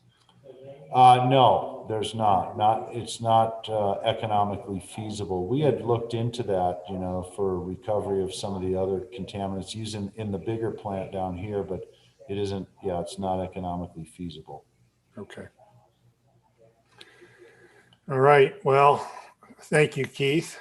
Yep, I'm going to mute myself and stay on. I want to listen to Jake, and thank you for all you do, all of you. Okay, thank you. Thank you. All right. Well, we'll be looking at our budget some more, I guess. All right. The next item on our agenda is a report from UDOT in terms of their winter operations. So I saw this some of this presented earlier this week, just yesterday, in fact. And even before that, we talked about it, Jake and I, and I've spoken to Damien too. So Jake, we're not going to give you as much time as you had yesterday at the road meeting, I'm afraid. But we do need to hear from you, and so take it away. So Mayor, we had Jake on and he seemed Oh, to I don't left, see him, but yeah. we have Damian Jackson with us. Okay. I'll see if I can get Jake back on. I'm not sure when he left, but. I see Sierra Witten is in the attendees. Oh, is he with her? Yes, I think that's Oh. typically how he shows up. So you might Oh. try that. Okay. But in the meanwhile, Damien, you can, well, here they are. You guys can, I don't know which one of you wants to talk first. I can go ahead and talk. I could talk about a little bit of our snow operations plan. I can't go into full detail, Mayor. Carlos wants to be able to approve that before I can go into there, but I can kind of talk about some of the things that we got going on. I'll make it quick. We're looking pretty exciting times in Little Cottonwood Canyon. We've had our communications team working hard, Sierra Witten, behind the scenes. We're going to be having the sticker program come back this year. And we're going to be able to open that up to the public, and people will be able to get their car stickered and be able to make the line at the mouth a little bit faster. You've seen, I'm sure if you drive Little Cottonwood Canyon, you can see that the mouth is also being widened. So I think that will take a lot of pressure off the mouth. One of the other things that we have going on right now that we're working on, and we don't know if it'll be done in time, but it's actually good news, is changing the traction law for the canyon, which would allow us to require snow tires and all-wheel drive all the time. So when we have that, it'll be a level 3. And so we'll have lights flashing on for two-wheel drives to put on their traction devices. And we'll be able to have better vehicles in the canyon. So that'll also help out quite a bit. So we're looking forward to that. We're also we're going to also be doing some closures due to overcrowding. I can't really get into the details till it's been approved, but we are going to look at some ways to limit the overcrowding up at the resorts. The resorts will have a lot to say when they're full, but we'll be able to do that. But be assured the residents and the people that work up the canyon will be allowed up. And more to come on that as soon as it gets approved by UDOT senior management. Another thing that I think is going to work really well this year is as you have seen, the construction in the canyon, entry 1. I keep on hearing that the town of Alta would like their own lane out of Little Cottonwood Canyon. And I'm slowly trying to do that with the high tees and below entry 1. I do believe that's going to be an awesome thing for the town of Alta to be able to get out. I believe it's going to put the merge further down. I believe you're not going to get people merging right after. And I think you'll be able to evacuate the town better, more efficiently. And so I'm pretty excited about it. I can't wait to see it happen. I'm really excited to see that. And with the drainage on the side, we're able to, you won't be going off the road. You'll be able to recover if you get off of there instead of the big ditch you used to have. So, and as far as the landslide goes, a lot of that will be complete. We've had new pipes, new head walls, and different things installed. So everything should be up and ready by winter season. The high tees are in, freshly repainted. And I think we're seeing a lot of progress in Little Cottonwood Canyon as far as roadway operations. And so I think we're going to be really effective in snow removal and in traffic movement. One of the other good news is we're in working with the resorts.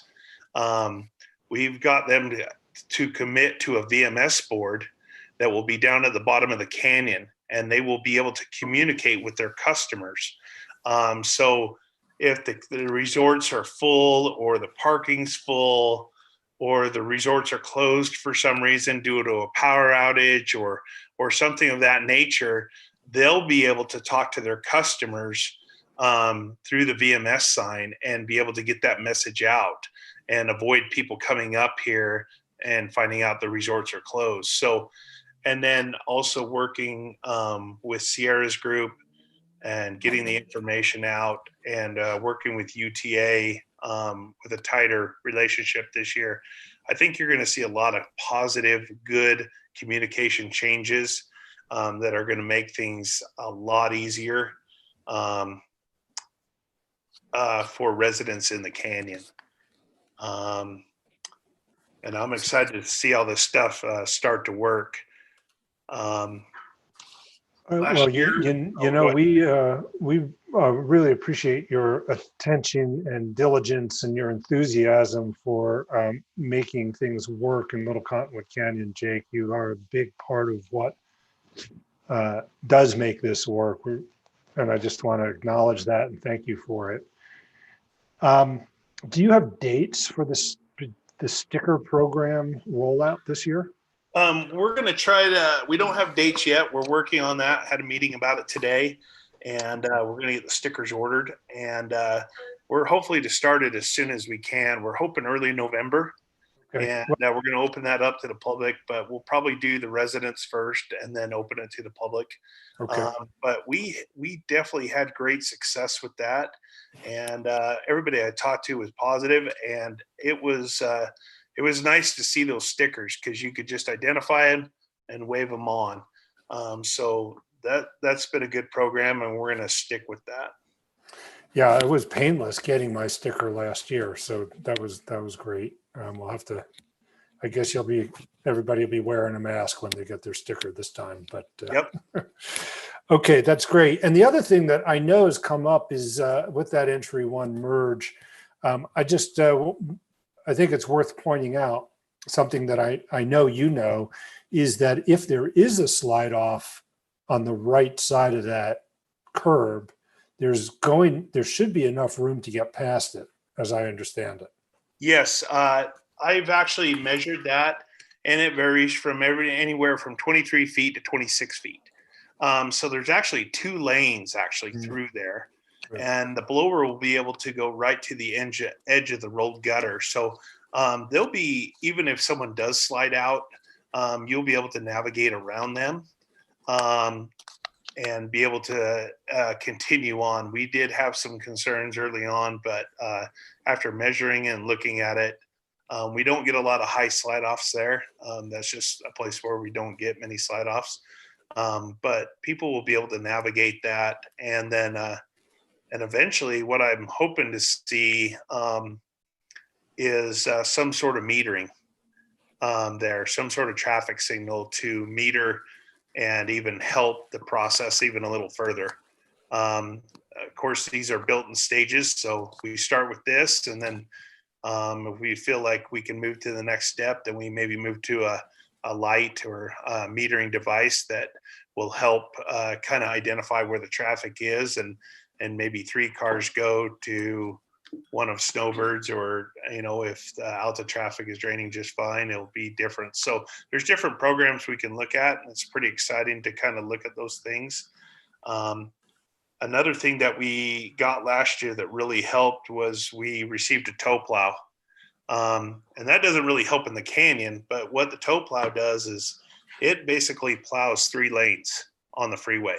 So when it's snowing in the valley, we can put the tow plow on the freeway, and that basically frees up 2 trucks. And so what we've been doing is taking those 2 trucks and putting them in the canyons.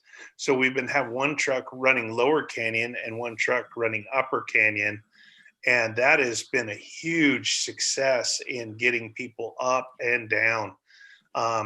We've listened to the calls where people have not gotten out till late. And so we've tried to do different things to get more plows in the canyon. And UDOT's just not going to give us extra people, and they're not going to give us more plows. But using the tow plow effectively allows us to put 2 trucks in each canyon. So that's been a positive too. And that's something you'll see this year also. Okay, good. Let me just see if the town council members want to pose any questions to you or make any comments, Jake. I just wanted to ask for clarification. Harris, you may already know, and thank you, Jake, for that modified, but from my perspective, pretty full presentation. In terms of the sticker, we would have to get a new sticker this year, even though we had one last year. Is that correct? Yes, and the reason why is just because we want to make sure everybody's tires are up to date. Tires wear down, and I don't want to have someone with a sticker that doesn't have the proper tires. It defeats the purpose of the program. So we'll have a different design sticker, and you'll just come in. We'll take the old sticker off, put the new sticker on, and we'll get you right out. Great, thank you. Maybe run a contest like duck stamps or something. Yeah. Cliff, it looked like you were interested in saying something. Did I misinterpret that? Nope, I'm good. Thank you, Okay. Jake. Really appreciate it. Okay, thanks, Jake. Damien, I guess you're up. Yeah. Hi, everybody. Thanks for allowing me to join you. I guess I'll try to be pretty brief, but I'll bring up we've been coming up with some kind of updated operational procedures for dealing with avalanche closures and whatnot. And obviously our main concern on top of what we normally deal with is the pandemic. And so there's a few things that we were kind of trying to highlight, trying to brainstorm and come up with ideas. I guess the first and foremost, we don't want to trap anybody up here. We want to minimize our likelihood of trapping anybody in the town of Alta, whether it's an all-night type of closure or a kind of prior to when we do our normal mitigation efforts in the morning during storms. So we came up with a few ideas. Our office has been working with the town marshal's office, some of the businesses in town, and the other agencies that we usually work with when we're kind of carrying out our operations. And we've come up with a handful of things that we hope will help us. And I've had some good talks with the marshal and also with the mayor. And I think that, I guess I will say that we're concerned about a lot of things, but the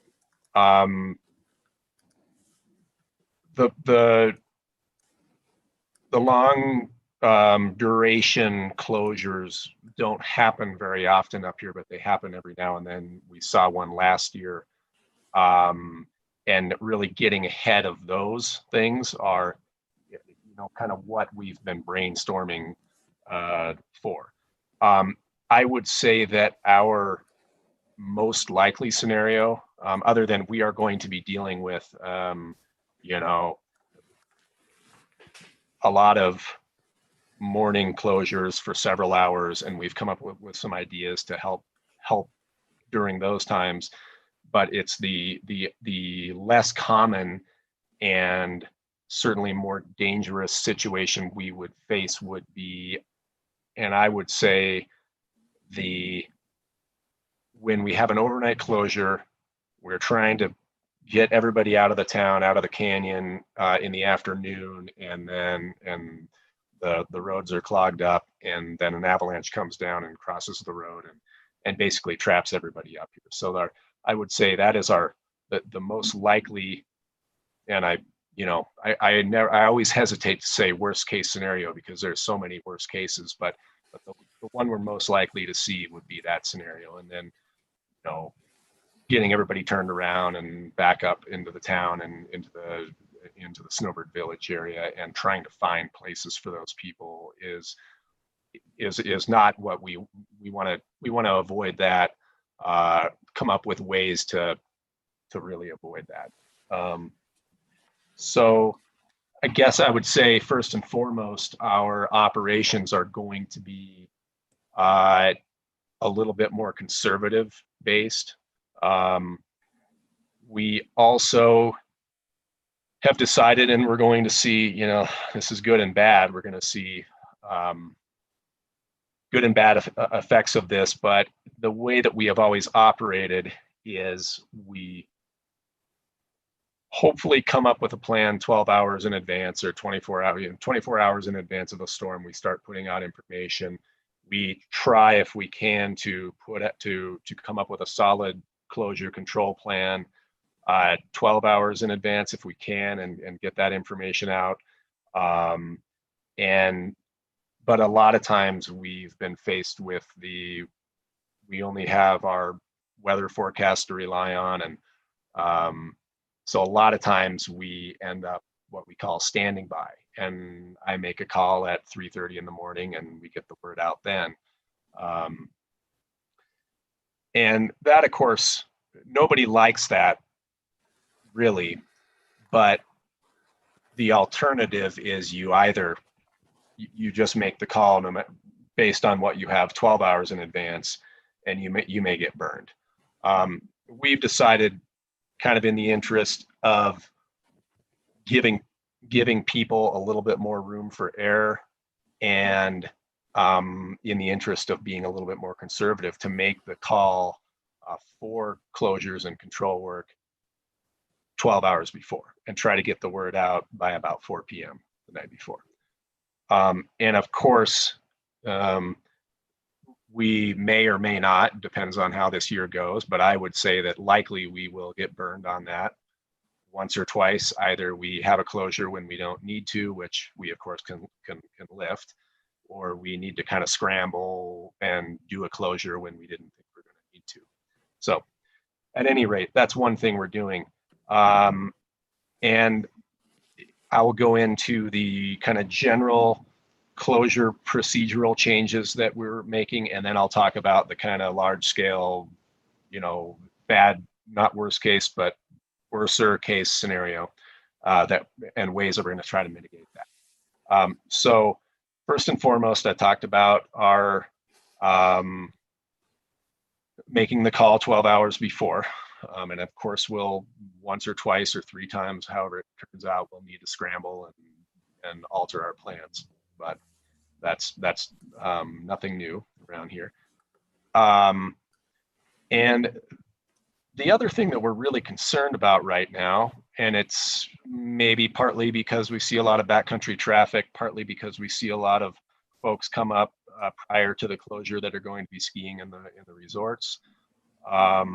But we're really concerned about folks coming up prior to a closure and trying to wait the closure out. Of course, we don't want folks in their cars. And so in the past several years, as we've seen more and more of the prior to closure vehicles up here, we do a thorough check and kind of usher everybody into buildings, lodges, the businesses. Of course, the businesses aren't going to be able to take those people this year. And so our plan to address that is to basically try to keep people from being up here prior to the closure. So we are planning a 1 a.m. closure anytime we're planning control work the next morning. And of course, we'll continue to have storms that require us to close overnight, interlodge overnight, interlodge and close outside of our normal, 6 to 8 a.m. Periods where we have those closures. That will be no different. We will continue to do that. But on the normal closures where we would have normally closed the road at 5:30 in the morning last year, we will be closing the road at 1 a.m. this year. And this, of course, there's businesses that are using the road all hours. Residents are using the road all hours. Obviously, the traffic is very light, but we realize this, and so we're trying to come up with ways to address this. In talking with the operations at the ski areas, at least, we've come up with some ideas to 1 a.m. ended up kind of being the time that was the least stress on them operations wise, and we have come up with a plan to allow also a period of critical operations travel on Highway 210 whenever we can, which will be anytime we have our run-of-the-mill avalanche closure. Our plan is to close at 1 a.m. and then allow for a period of critical operations travel on the highways between 5 and 5:30 in the morning. And then we'll shut things back down and work with the marshal's office as we always have to make sure everybody's tucked away and interlodged and carry out our work. Now we realize there are a lot of groups that it's not just the ski areas that are going to need to most likely use that kind of critical travel time. And we're going to work with the ski areas and all the businesses to come up with a list of, and we're asking right now, as always, we work very closely with everybody up here. We all work together, and we need to continue to do that. Now this year, even more so, I think we all need to think outside the box. We need to get creative. We need to work as a team and put everybody's interests in the forefront. And so we're really going to listen to everybody's concerns and ideas for sure. But we really want to encourage everybody to come up with ways to operate their businesses and hopefully keeping within the confines of our closure times. I guess I'll add there, I would say that we have always, when we've had overnight closures, we've always, on a case by case, we've worked with the town and all emergency services and even residents to allow access, allow at least some sort of access as needed, if at all possible. We'll continue to do that. Of course, when the road is closed, emergency service wise and everything. In terms of that critical transport time period between 5 and 5:30, I would imagine that some town residents will possibly, there will be times when something they need to do might fall into that critical transport. I'm not sure, but our procedures will be on that, and residents can continue to go through Alta Central and the marshal's office, and we will work with the marshal's office to do everything we can to help out residents and businesses during these closures. The last thing that I'll talk about is I mentioned our worst case scenario when we trap a bunch of people up here. We've come up with a couple of ways to hopefully mitigate that. And as I said, the most likely way that tends to happen is we have a bunch of people in the canyon, it's crowded, we get a storm that rolls in the afternoon and traffic's kind of at a standstill heading down. The avalanche hazard is increasing, and eventually an avalanche comes down, crosses the road, and we need to turn everybody around and get them back up. So in order to mitigate that, we've come up with a few ideas. The ski areas are willing to help us with that, in that when we see that situation, when we see that possibility, and that's probably going to happen a handful of days this year, between 2 and 10, I would say. We have asked that the ski areas maybe look at their terrain and how much of the resort they have open, and possibly shut down part or all of their resorts to encourage people to get out early. So we might, when we have a forecast that's when it looks like we're likely to get into that scenario, we'll be talking with the ski areas and hopefully by early afternoon, getting people moving down the canyon. I'm sure I missed some things. And again, what I really want to say is we are always, our avalanche program is pretty malleable. We understand it's very fluid. There's a lot of folks to work with. We're all ears when it comes to figuring out a way to make it happen, but we are going to request that everybody plays along as a team as much as they can, thinks outside the box, comes up with ideas.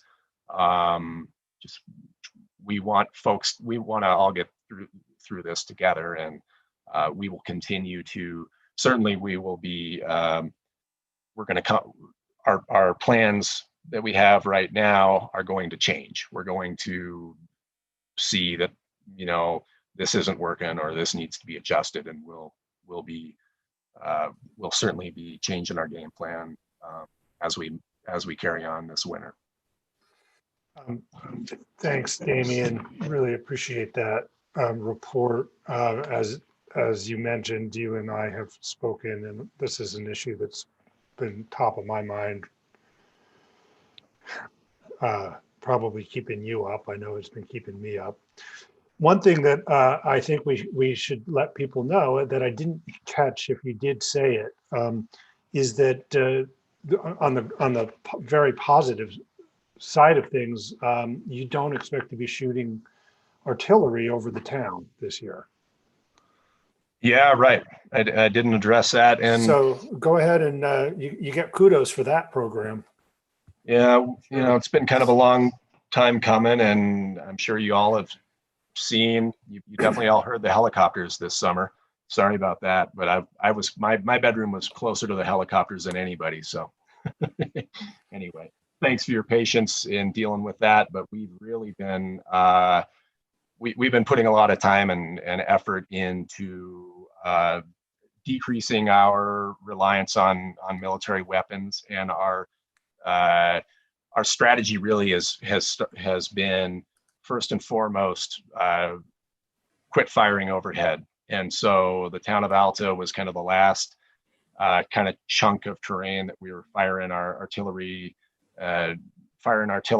rounds over inhabited buildings. We still will be firing the Pea Ridge rifle onto Mount Superior. And so there's a handful of structures that will still see overhead fire, but over 80% of our, even 90% of our overhead fire has ceased. So there will be more helicopters though, fly those boxes into place. Okay, thanks. Does anybody have any of the council members want to address Damien's? Since we've got him, he's not going anywhere. We'll certainly be able to ask questions of him throughout the whole period. All right, thank you, Damien. We really appreciate your hard work on our behalf and those many early mornings. Yeah, thank you guys. And yeah, like I said, if anybody comes up with an idea, I'm all ears. Yeah, and if it's yeah, good. Thank you. All right, next on our agenda is the update from the Alta ski area. Mike Mon, you have the floor for a few minutes.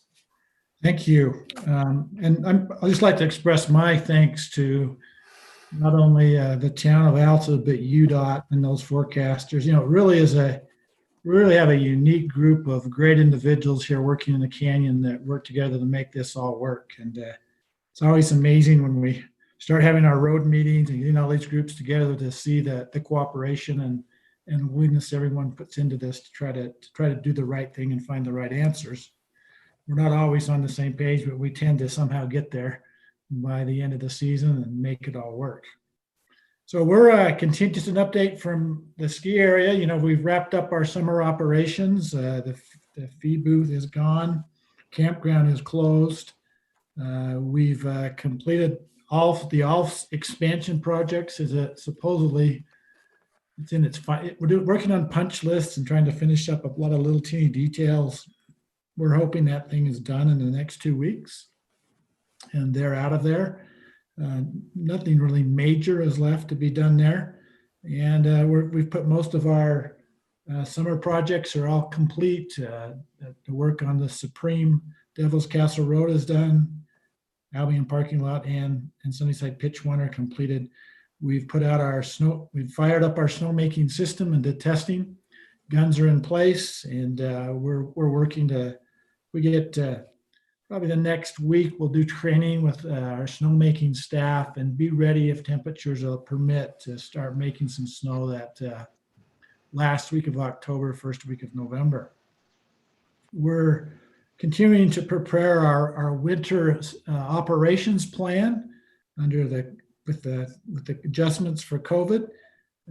Face coverings will be required. They are required in our county now. Physical distancing, increased sanitation and sanitization, and then managing of the capacity so we don't have too many people here within the ski area. Some of the operational changes we have committed to and are making is we're not going to start with a children's ski school program. That will be off the table. We may see how that goes and may bring that some degree of children's lessons other than privates back online after the first of the year. The physical spacing, we've completed some testing or some analysis of all of our food and beverage locations, and our capacity will be reduced to about 55% of normal on indoor space.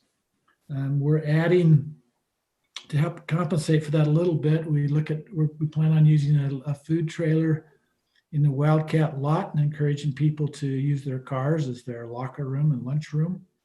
We're bringing online with the Alf's expansion, the coffee shop that will have some food options down on the lower level of Alf's.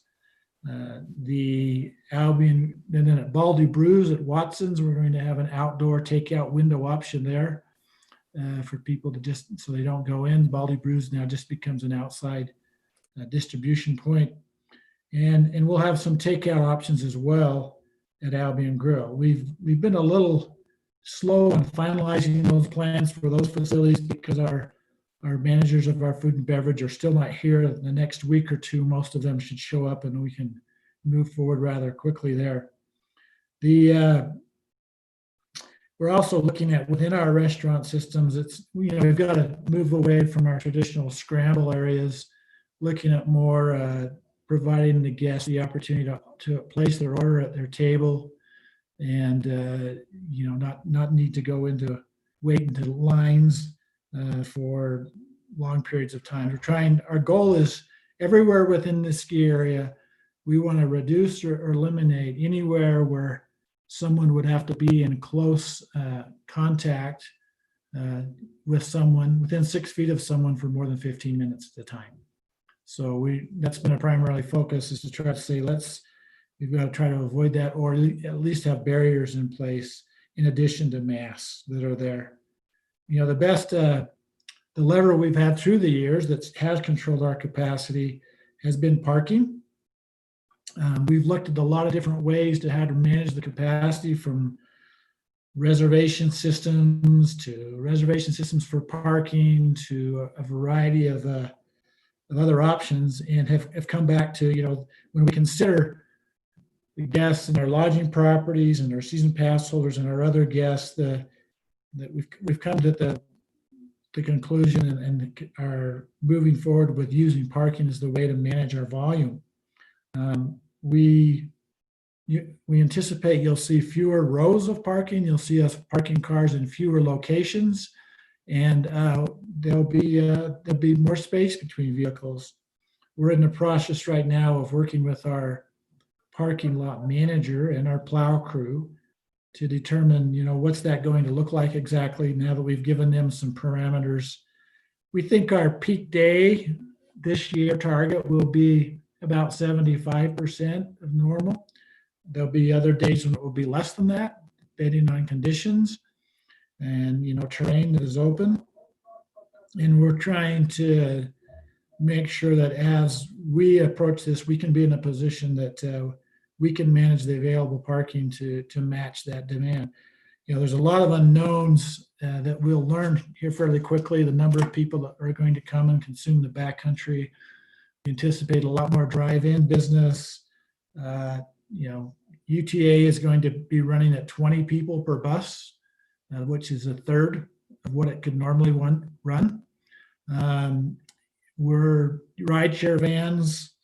We're eliminating a lot of those rideshare vans that would put more than 4 people, 4 employees in particular, commuting up together. So all of those things will impact our parking. We are going to need to work with our lodging community and try to keep a pulse onto what their level of visitation or bookings are. They account for probably anywhere from a 25 to 30% of our skier visits come out of the lodging community here in the canyon on a daily basis. So we're working through all of that, continuing to refine our plans and preparing for the winter. And at the same time, we're optimistic. We've seen a lot of places that have been successful in being open this summer with everything from places like Lagoon to ski areas in the Southern Hemisphere to ski areas that had summer operations. And they've been able to do it in a way that they've minimized the spread of the virus or prevented it in their particular venues.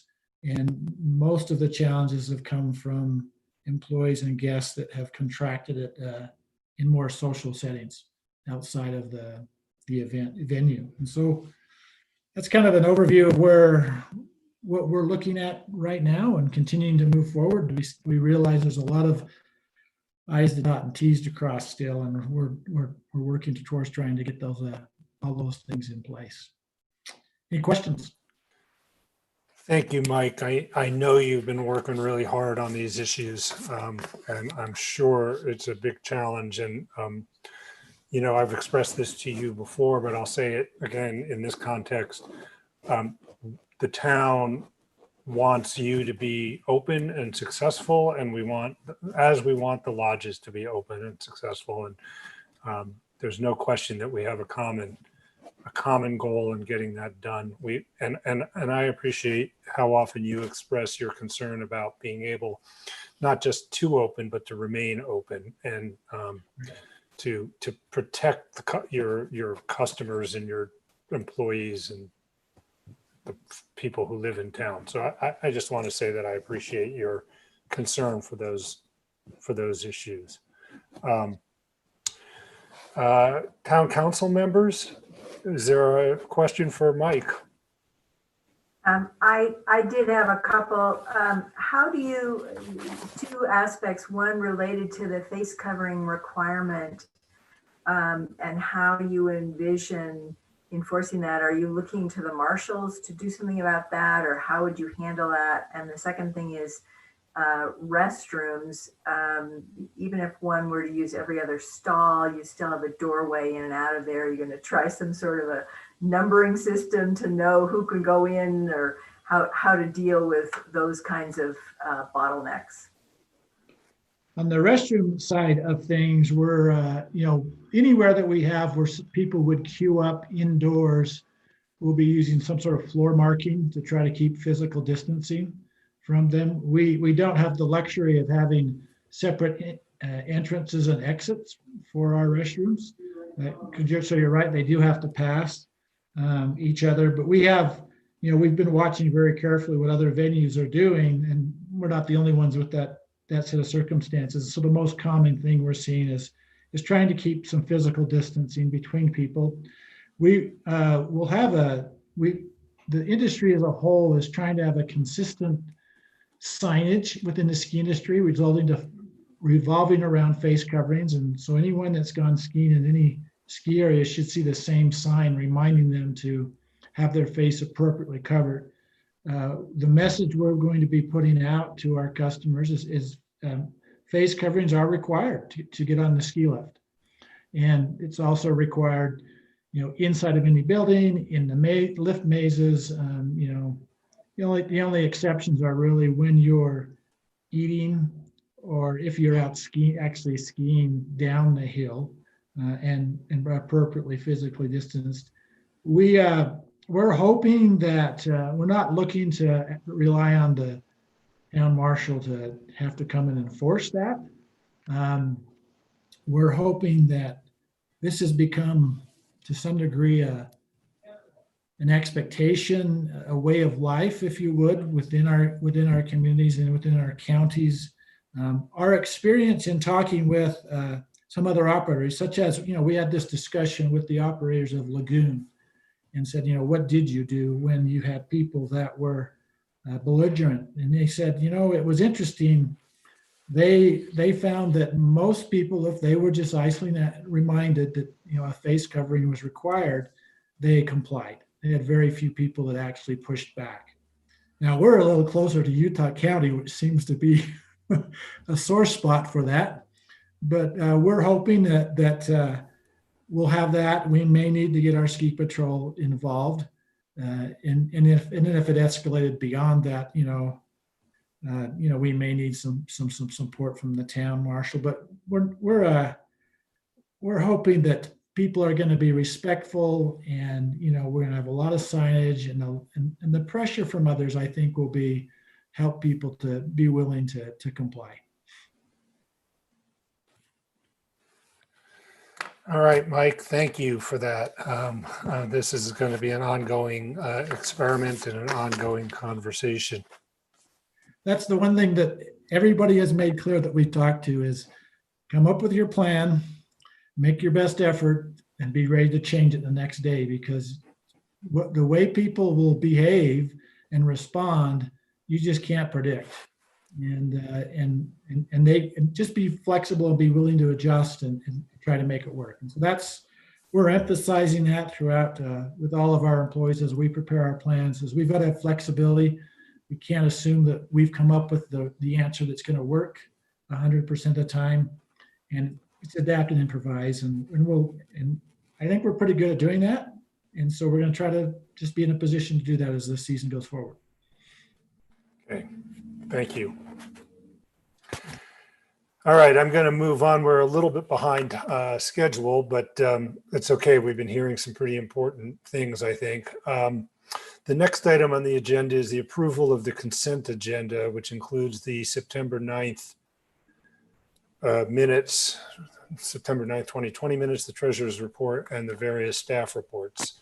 I'd be happy to entertain a motion to approve those, the consent agenda. So moved. So moved. Haha.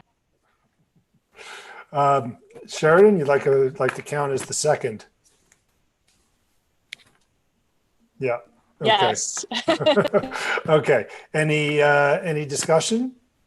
Okay. All those in favor, please say aye. Aye. Aye. Okay. I think I heard 4 ayes, so that's unanimous approval. Thank you. We'll get to any questions about that in just a minute. Next up is Jay Torgerson, Chief, UFA report. Good evening, everybody. I'll try to be quick. So for UFA, we're continuing with our COVID response plan. We did see a significant increase, as you all know, here in the state of Utah and in Salt Lake County last week with some record numbers of positive cases.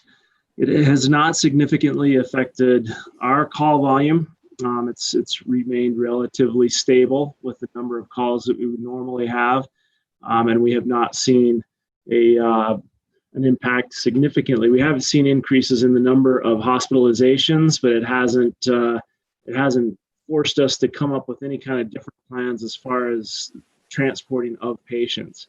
And we are still not seeing any transmission of cases from patients that we deal with or exposures that we have by being around patients that are positive to our own personnel.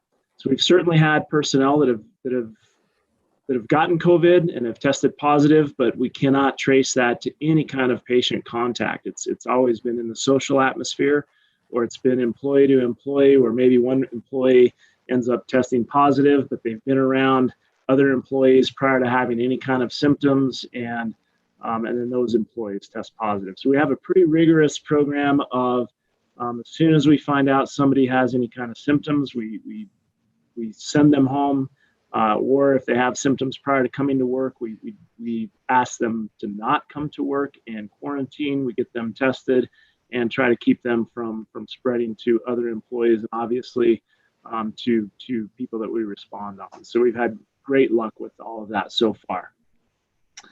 A number of things that we have going on. We have a captain's test process going on right now. We're in the middle of that process to establish a list that we use for promotional exams over the next 2 years.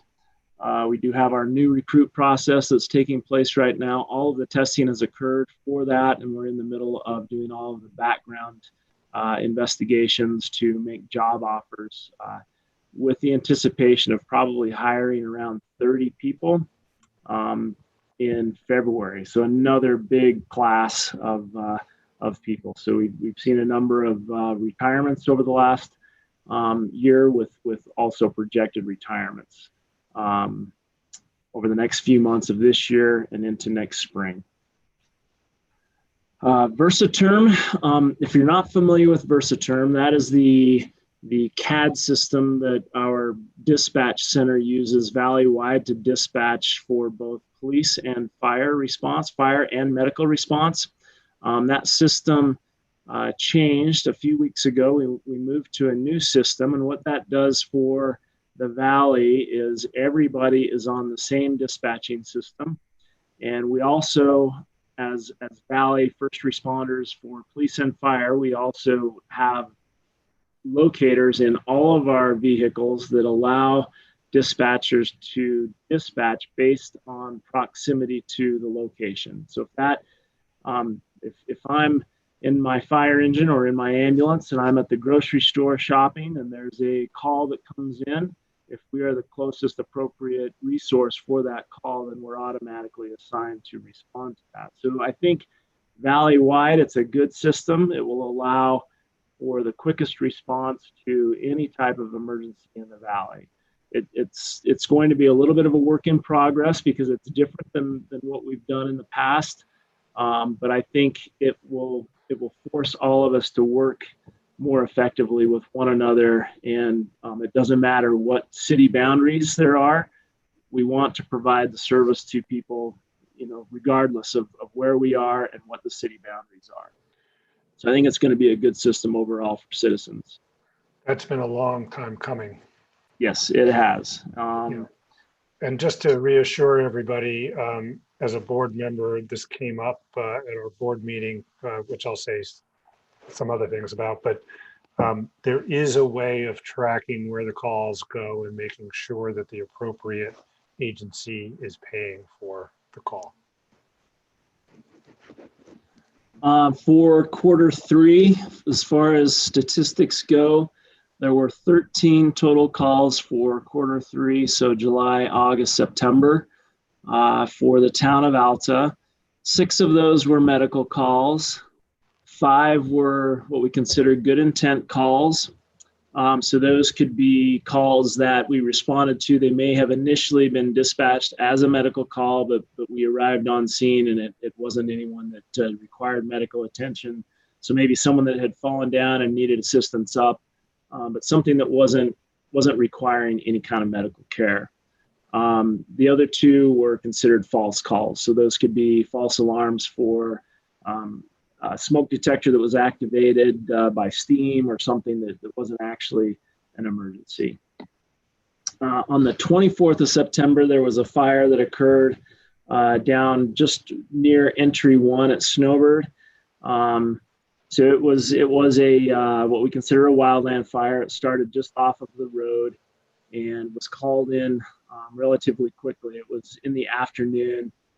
So someone saw smoke in the area.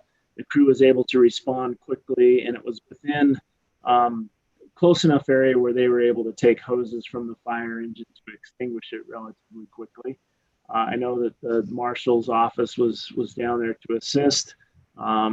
We had assistance from other unified fire resources as well. So we have what we call a duty officer that is a wildland fire specifically trained and experienced person. So that duty officer works at the Harriman Fire Station with a crew there, but they are all specialized, experienced, and certified in different areas of wildland fire, and they're able to call additional resources as needed to assist with any type of wildland fire response. But this fire was contained to about a 40 by 40 foot area.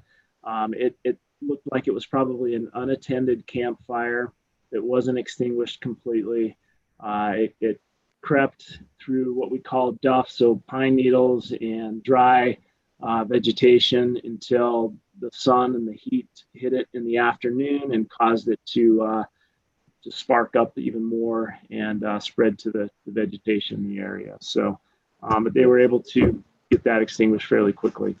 And that was responded to by Station 113. Yes, sir. So 113 and 116 came from Wasatch Boulevard in addition to a water tender. So a water tender is a big vehicle that carries several thousand gallons of water since hydrants aren't available in that area, as well as that the duty officer and his crew from the station in Harriman. I believe that initially there was a Sandy fire crew that was also dispatched because they would be the next closest fire station, but they didn't require them to be there for that long before they had it taken care of. We also had several deployments to California and Oregon over the last month. Everybody on those deployments has now returned home, but over those deployments, we sent 55 personnel to different areas at different times.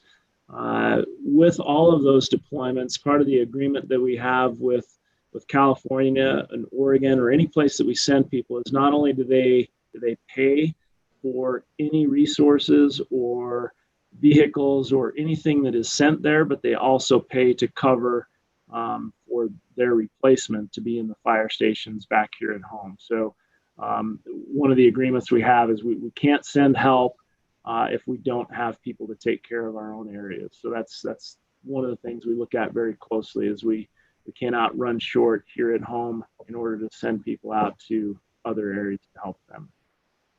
I think, Jay, that there were, if I recall, there were no injuries from the deployment. Is that correct? Do I remember I that believe correctly? so. No. I went on one of those, and I know that there were no injuries on the one that I went on, and I believe there were no injuries for any of the folks that we sent out on any of those. So That's good. There were some devastating fires. Pretty remarkable fires. Yeah. Chief Peterson is from the Oregon area, the Medford area, where we sent one of the crews, and just unbelievable destruction there. Over 4,000 structures were burned, and the fire was burning from structure to structure. And it essentially was not, it started as a wildland fire, but it spread to structures and then was moving from structure to structure. And it was in an area that he described as not being a place that he would have ever guessed would have had a problem with a wildland fire. I mean, it's I-5 runs right through the middle of that area, and it's a metropolitan area.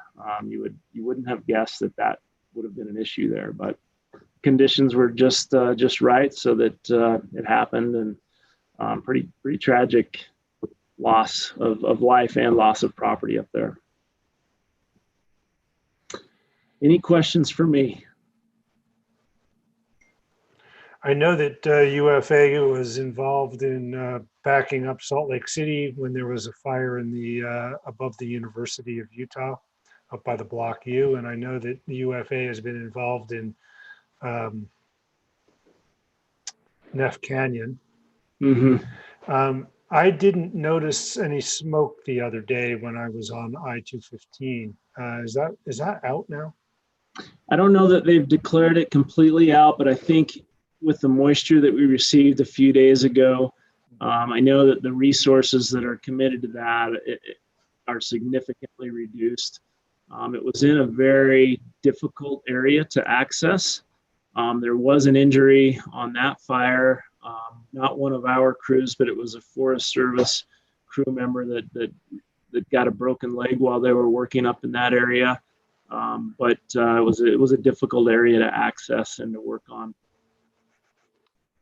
Okay. Well, thank you, Jay. Thank you. Thanks for getting on top of that fire at White Pine. Yeah, you bet. That could have been a bad problem.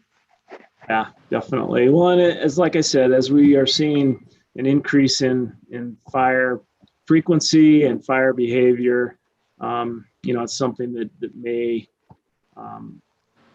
increase in the future. I sure hope not, but I think that might be in store for us. Yeah. Chief, Okay. this might be an impossible question. Thank you for your total update. But in speaking also with the Forest Service and looking at this fire seasons just increasing in intensity and destruction year over year, what strategies are being brought to bear? Can you talk about that? Is it too premature? I'm sure everyone who fights fires is thinking about this question.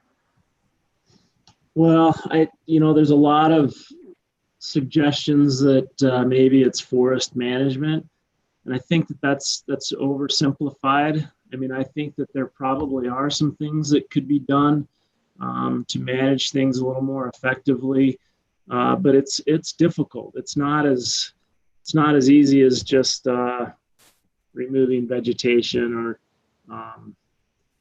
raking up leaves. It's that's oversimplified. However, there have been strategies in the past to let fires burn. the trick with that is once you let a fire get established and it becomes bigger and bigger, then if it is approaching an area where you don't want it to burn, then it is even more difficult to extinguish. But we've had 100 years of fire policy of basically trying to extinguish everything instead of letting the natural fires burn. So it is difficult to get a handle on all of the dead and down vegetation that has accumulated over the years, in addition to some of the disease that the forests are having now. That's also difficult to get a handle on. And so, I'm confident that the managers are trying to come up with some solutions, and they're trying to work together, with controlled fire, with prescribed fire, maybe with some of the partners that can harvest some of the timber in areas in a responsible way. So I think that they're all trying to work together. As far as the things that we are doing locally, we're sending our crew members out to areas where they're experiencing fires, so they're getting experience that they can bring back here to Utah and hopefully be a good resource for us if and when we have bigger fires here.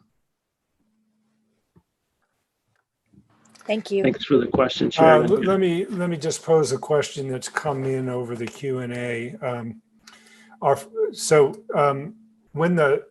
Currently we are under fire restrictions, and you can only have fires in Little Cottonwood Canyon in approved campgrounds. Yes. And once the campgrounds are closed, then that's the end of the fires in the campground, I presume. Is that correct? Yeah, I don't think that they allow any kind of access into the campgrounds once they're closed. Okay. All right. Good. Okay. Thank you. You bet. Thank you, y'all. Okay. Have a good evening there, Jay, if you leave us. Okay. Questions for the staff on the departmental reports?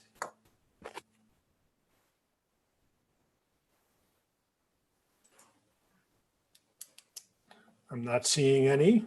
So I have something to bring up that it's not a question about the reports, but it's about glass recycling. And I guess we've been approached by Momentum Glass Momentum Recycling about them taking over the billing. I guess they feel now that they are in a position to do that. And I know that we took it on when we started our program about a little over a year ago. And we did it because that was the option that was offered to us. But I just wanted to put it out there that maybe the council should think about if it's appropriate for us to give that back to how soon do they want a the decision residents on that are this? using it. Sorry, I didn't mean to interrupt you. I thought you had think paused. that's a thing. I think Chris was going to meet with somebody next week. So my suggestion is that let's get this on.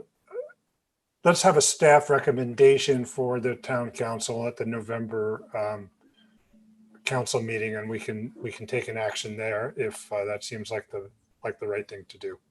Okay. Anything else?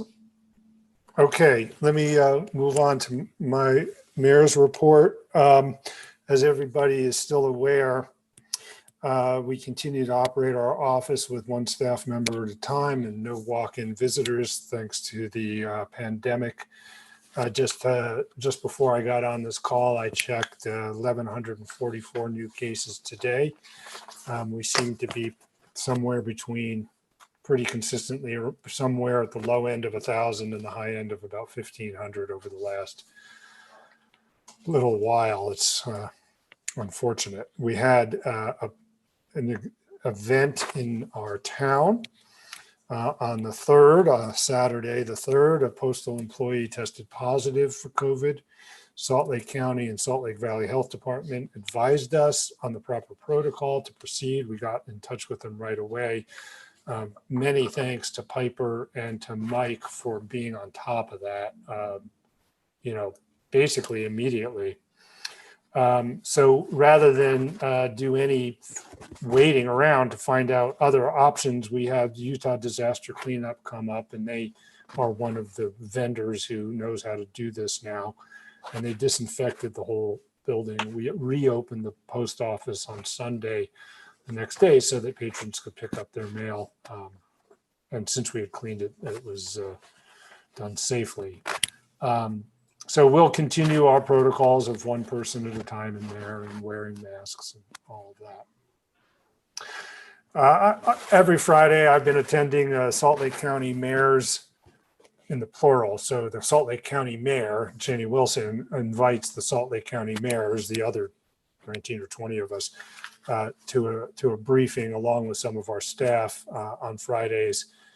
I've been attending that. The last one I actually missed, but John attended, and he told me it was a rather somber affair because of the spiking numbers and a little bit of frustration that asking people to behave properly is not actually getting the job done. I can tell you at the University of Utah, I have, luckily, knock on wood, I don't have any colleagues, anybody I'm responsible for in my department who has contracted COVID, but students, every one of us has students in our classes who are quarantined because they've been exposed or actually been ill. And we've had 2 of our doctoral students get sick. Along those lines, get your flu shots if you haven't had them. The CDC, Salt Lake Valley Health Department, are recommending it's important to get flu shots this year. You don't want to be mistaken for having the flu and end up having COVID, for example. Tax notices were mailed out. I haven't actually picked up my mail today. I don't know, did anybody in Alta get it yet? No. I know Kate has received hers in Salt Lake City. John, have you gotten yours yet in Cottonwood? You did? Yeah. So they should be showing up any day. We do have a drop box in the post office. It is a legitimate drop box, unlike drop boxes that have appeared in Los Angeles. This one is a real one. And you can. Excuse me just a second, Harris. Sorry to interrupt. You said tax notices. Are you talking about ballots? I meant ballots. I beg your. Ballots were received today at the post office here. Sorry. Oh, okay, good. I meant to say ballots. I did say I transposed tax notices. I have something to say about that too. You can track your vote if you mail it back or if you drop it in either our mail Dropbox, or you can use any Dropbox. There are many in the county. The next closest one I'm aware of is at the Cottonwood Heights Town Hall office. There's a Dropbox there. So vote.utah.gov, you can track your ballot. Tax notices, thanks, Margaret. Sorry about that. You have probably received your tax notices. I have gotten mine through email.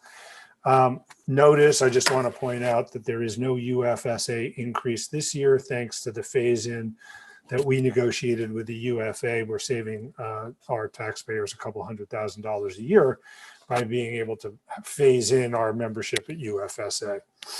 I am on the board and I am a voting member of the board of the UFSA, even though we are not paying to be members of the UFSA until January. Kudos to Chris and others for helping the census takers figure out where Alta's residences actually are. Thank you, Chris. It looks like we are going to be a little bit lower than the last count. That seems to be where we're headed. And part of the problem there is the question on the census form is, where did you live on April 1st? And unlike we would have had many people living in Alta on April 1st, well, there were people who would have otherwise been living in Alta on April 1st who in fact left in mid-March, as we all are aware. The Supreme Court of the United States just agreed to allow the Trump administration to end census earlier than the most recent publicly announced date of the end of the month. So I'm not sure exactly what the implication is of that. I think they may be wrapping up any day now. I got a call from Walter Krebsbach, and I learned that the shallow shaft will not be open this season, just an FYI. So there's the first of our businesses that I know of that won't be opening this winter. I've been spending a lot of time on winter operations, meeting with Salt Lake County Command, including the mayor, the county health department, the emergency managers, as well as the Alta Ski Lifts Company, the UTA, UDOT, and the lodges. I've been engaged quite extensively with a team from MIT and have met with them on my own, with Mike Mon separately with a couple of lodges, and also separately with the UTA. They are employing a very sophisticated model that is going to be rolled out to the NIH next month. But because I have access to this team, they're using it to help us understand the likelihood of transmission of coronavirus, both in general and on the assumption that there's an infectious person in the place where they're modeling. So they're doing two models, one that assumes just the background risk, and one that assumes there's actually somebody in that space who has an active infection. There's all kinds of variables that go into this model for indoor space. For example, they're looking at the volume of the space. What they're doing for the UTA is they're going to model the space inside a bus and see if we need to evacuate people quickly out of the canyon for the reasons that Damien was talking about. If we can put not just 20 people on a bus, but what happens to the risk curve if we put 40 people on a bus? And they can, the output of this model is actually a risk estimate in terms of percentage likelihood. So their effort is to keep it below 0.01%, which means you wouldn't have a case until you had 10,000 people exposed. So that would be great, because if we could keep it at that level. So it may be that the UTA can actually put more people on a bus than they are anticipating, because they were using less sophisticated modeling than this is going to provide. It turns out that the UTA bus exchanges the air. That's one of the variables that matters a lot. It exchanges the air every minute and a half inside a bus. So it's actually pretty remarkable. Some of the other variables are the quality of the face covering. A buff is not really a very high quality face covering. And if we could get people to wear, for example, if we had to put a bunch of people on a bus to get them out of town, one of the ideas is to stock N95 masks on the buses to provide to the riders in a case where we had to put extra people on a bus. And not talking, it turns out, is a critical variable. And if we could get people not to talk in lodges, in the public spaces in the lodges, or on the lifts, or in the lift lines, or on the buses, or at Snowbird on the tram, you can make a really big difference. What's nice about the model is it shows the sensitivity to these particular variables that are both infrastructural. Do you have windows open, for example, and behavioral? What kind of masks are people willing to wear? Are they willing not to talk? So the output of all of this is going to be advice to me, but more importantly to the decision makers at the lodges, at the ski area, to the extent that they're willing to participate. And at the UTA, who, to my surprise, so far the most totally enthusiastic constituency were the UTA.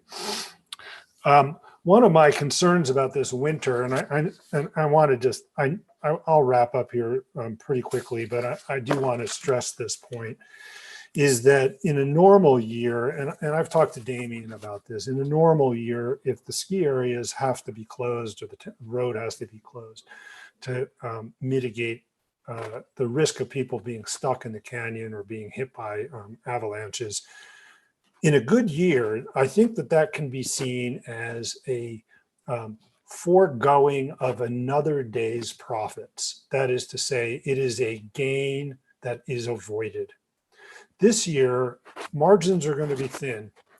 If Mike Mon says 75% of his usual business, or the lodges are at some reduced capacity, as they have said they are likely to be, certainly in their bars, for example. The problem that I see is that people may see this as a day closed may be seen as an increase in the loss rather than a gain given up.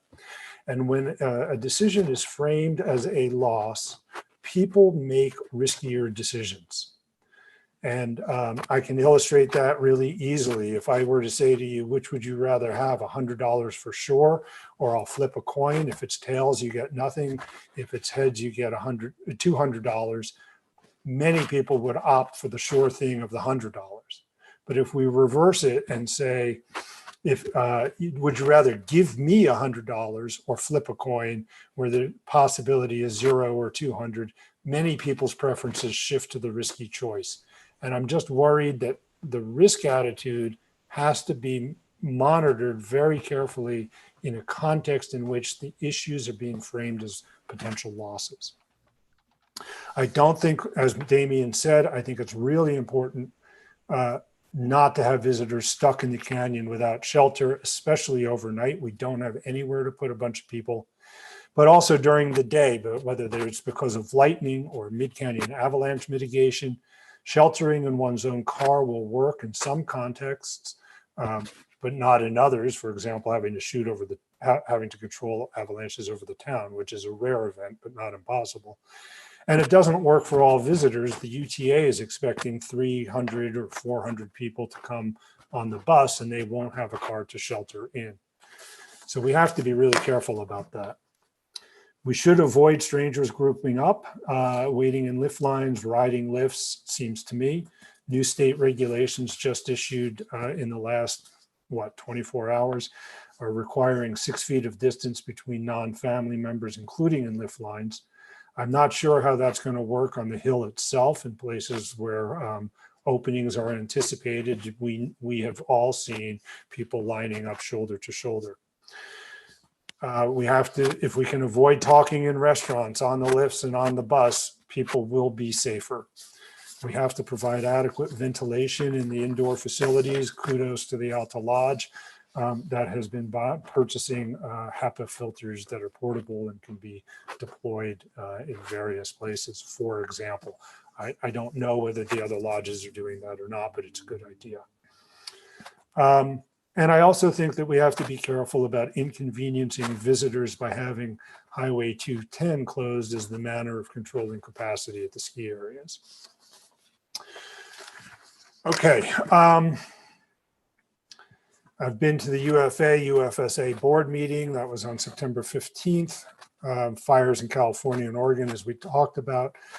One interesting issue that the UFA has been dealing with is what they've been calling a stress test in case there is a 10% reduction in the canyon contribution from the county to the UFA. That would affect us as a UFSA member. Our rate would, there are various ways of dealing with this 10% decline. We probably are not going to see a rate increase even if that goes up. There were some deferred purchases and some other ideas that the chief had to cover that 10%. But if we were still in the UFA under the old contracting model, it would certainly affect us. The UFSA has been talking about construction, repair, and station construction and repair. They're buying some software for predicting future strategic placement of assets that's going to tie in with what Jay was talking about deployments. We had an initial Little Cottonwood Canyon Road meeting on September 15th, earlier than usual, because we wanted to get on top of some of these issues about COVID that I've just been talking about. Chris Cawley in particular and I have been working with the UDOT and the Alta ski lifts and the Forest Service on a right-of-way issue through the town of Alta. As many of you know, there is not a perfected right-of-way.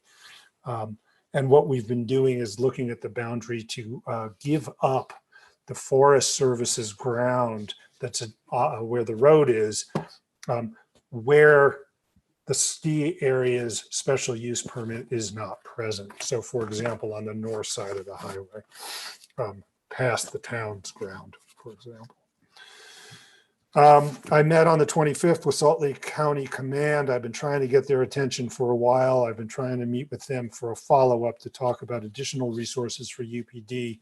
1 o'clock closures of the canyon on a more regular basis will stress UPD, and they have some problems budget-wise that I was trying to get the county to help with.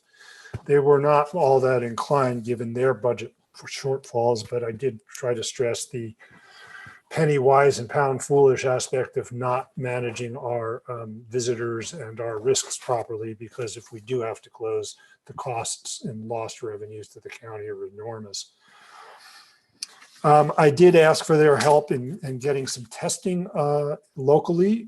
So far, they were going to look into it and they canceled the follow-up meeting. So I don't know where that stands, but I will be posing that question. And they don't know. It is really remarkable how unfamiliar people are who don't spend a lot of time in Alta with the conditions on the ground in the winter in Alta. And so some of what I was doing was just trying to familiarize them with what's going on.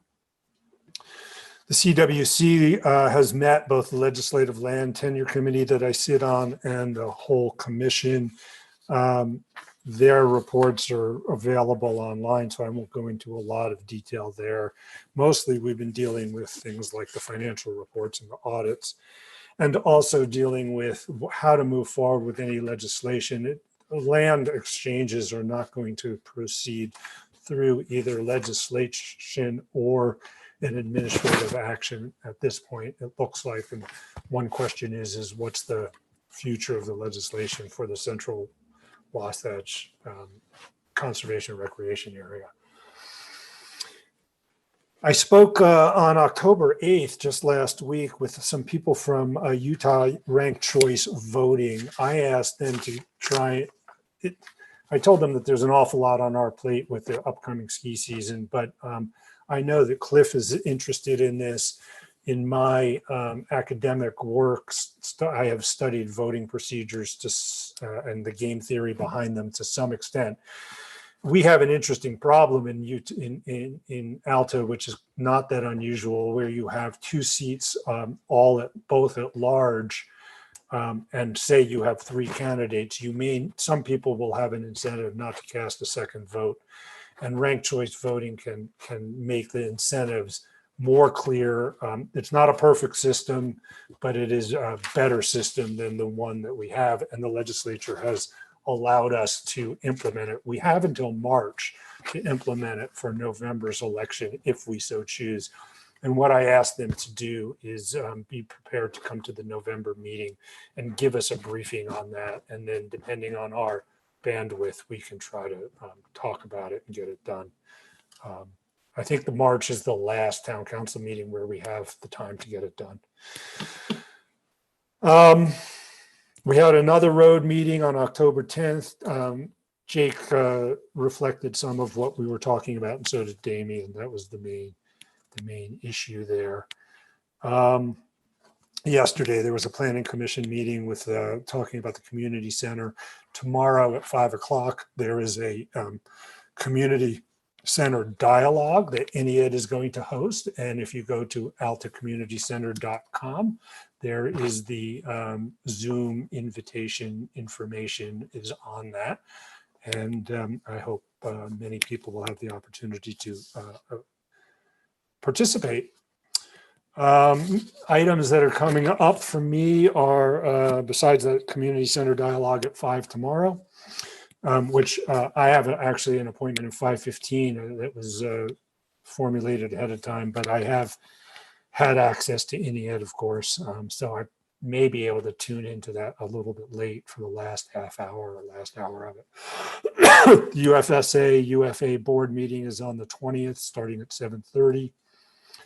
On the 22nd, At 11:30 is a Council of Mayors meeting. I requested 2 items. I suggested, I guess it is, 2 items be put on that agenda. One is winter operations in the 2 canyons, and the other is how should the mayors in Salt Lake County be preparing for social and civil unrest associated with the election and its aftermath, because I would think that we're going to see some. 10:29 at 9 a.m. is the UFA Finance Committee. I sit on that committee, and that same day at 3:30 is the CWC Finance Committee, on which I also sit. On the 2nd of November is the CWC Full Commission meeting at 3:30 in the afternoon. On the 10th of November at 10 o'clock is our next Little Cottonwood Canyon Road meeting. And on the 11th is our next town council meeting, currently scheduled for 4 o'clock. Okay, I have a long list of dogs. As you know, as what I've told you, that we're getting increasing numbers of requests for temporary dog licenses. We have put in a couple of, we're trying to manage this demand in a fair way, but we know that there are going to be unhappy people this winter. So Mariana Abelson had a 3-day permit. Alexandra Miners a 6-day permit. Brooke McMaster's a 3-day permit. Nick Besabrasov a 3-day permit. Teresa Levy a 9-day permit over the last month. These are from 8/12 to, oh, I didn't update my dates. Jen, can you remind me what, this is from 9, looks like it's from 9/4 to 10/11. 9/5 to 10/8. Okay. Some of the permits go past 10/8. Yes. Anna Levy, 9 days, 9/25 to 10/3. Alexandra Miners, a 30-day permit. John Phillips, a 2-day permit. Kathleen Moore, a 10-day permit. And Forrest Burke, an 8-day permit, running until the 11th. Okay, that's the end of my mayor's report. I'm sorry that was a little bit longer than other times, but there are a number of issues that I just wanted to make sure that I shared some of my thinking with our community and with our town council. Harris, sorry, I had a question. You said the next town council meeting is the 11th. I thought the 11/11 is a holiday, so wouldn't it move to the 12th?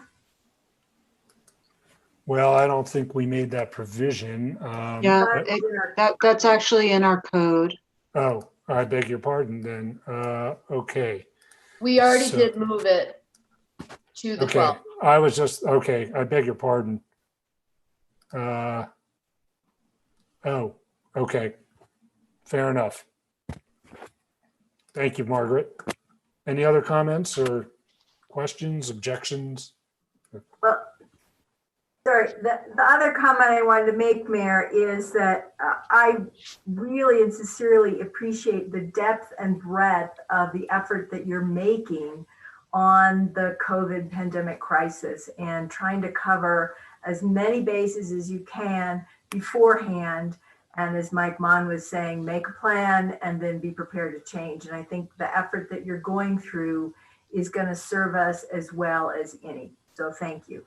Thank you, Margaret. And so Cliff says it depends on wealth. I assume you were talking about the framing effects, and it is true that there is a wealth effect, but the framing effect is quite general across lots and lots of decisions. And Who have wealth, people who have wealth have the luxury of being rational. I'm not going to respond to that particular observation. Oh, wait. I was just agreeing with you, Harris. Okay. Oh, okay. I wasn't sure if you were saying that there was an interaction between the variables, which may be true. Certainly, if we're talking about real money to whoever we're talking about, it's a bigger deal than if we're talking about pocket change. No question about it. I didn't mean to get us sidetracked. Okay. I can't help it, Cliff. It's you couldn't resist, and neither can I. It's my day job. So, okay. Next item on the agenda is discussion and possible action on land use amendments. I'm going to move that we postpone that until the next town council meeting. I'd like to propose instead a modification in that we pass now today all of the provisions that we are not in conflict over and reserve for November ones that potentially we have not resolved, so that we don't have a 54-page document to look at in November, but matter of paragraphs or pages. So my motion would be that we pass the ordinance as drafted, but removing 1017 as modified to be 2 paragraphs, and leave it as it originally was with only 1 paragraph. Remove 106A9G, which was that stream regulation, and pass it today, and then go back and look at other provisions that we may need to address further in the future to shorten both our work session potentially for November and the time that we have to look at the rest of it. So can I just procedurally, Yeah. if you, I mean, you can keep those 2 sections out and then have those be for next session. And you, if the council wants to, you can vote on that, but you can't tweak anything else, because if you wanted to change anything that gets passed tonight, if you wanted to amend that at the next meeting, you would have to renotice under the LUDMA, which requires a 2-week notice. So just to be clear about process. So one other process issue is I made a motion, which I don't know if there was a chance for it to be seconded or not. I mean, it's fine if it dies for want of second, but Margaret jumped in with another motion before I think there was a consideration. But so let me say that my motion to postpone is made. If it doesn't get seconded, especially in light of Margaret's suggestion, that's fine with me. But I don't want to, I wouldn't ignore one of you making a motion, so I don't want to ignore myself. I'll second the mayor's motion. I apologize, Mayor, for jumping. No, that's okay, Margaret. I appreciate your enthusiasm. Okay, so we have a motion on the table now. I don't think that motions to postpone can be amended, but I do think they can be turned down. So So what happens if the motion to postpone fails? We all have to stay here until midnight? Well, I will point out that it's 6:05, and so we're kind of at the end of and we do have one other item on the agenda still. So that was part of my motivation with the, I have a domestic duty of cooking dinner too. So as it happens tonight. Okay, discussion on the postponement. One issue is that it's getting late. Another issue is that I think we ought to have a lease here before. It would be nice, I think, to have a full complement of our town council members if we can, although I recognize we have a quorum and are entitled to move forward. Yeah, and with respect to Councilmember Burke's suggestion, I appreciate it, and I know that it's made in good faith to try to get something done, but I think the practical effect of leaving something out is to make a substantive action. And I think even if we were trying to do that, we would be here until 10 o'clock and we wouldn't get it done. Any additional discussion? I'm not sure I understand that point, but I agree it is late. I was simply trying to get us to the point of moving forward. So if we can't move forward on my amendment or my separate motion, I'm willing to work with people in the future regarding these 2 provisions and other provisions that I sent you, Cliff, earlier, And it may be that there are other people that have provisions they want to add as well. And in light of Polly's comment that for Ludma, we have to give 2 weeks notice if we're going to change the provisions. And I don't know how that applies when, so I don't want to get to a point where we're violating Ludma. So I guess my thought is that in light of that comment, even though I don't understand what you said, Cliff, let me try to explain myself briefly. By passing 1017 without the second subparagraph, that would be very clearly a substantive action. It wouldn't be simply deferring a substantive action. Well, So in case that paragraph were desired in the future, right. So in a way, Margaret, I think what Cliff is offering is a way of preserving the flexibility that to do something differently on that clause. At least that's how I'm understanding him.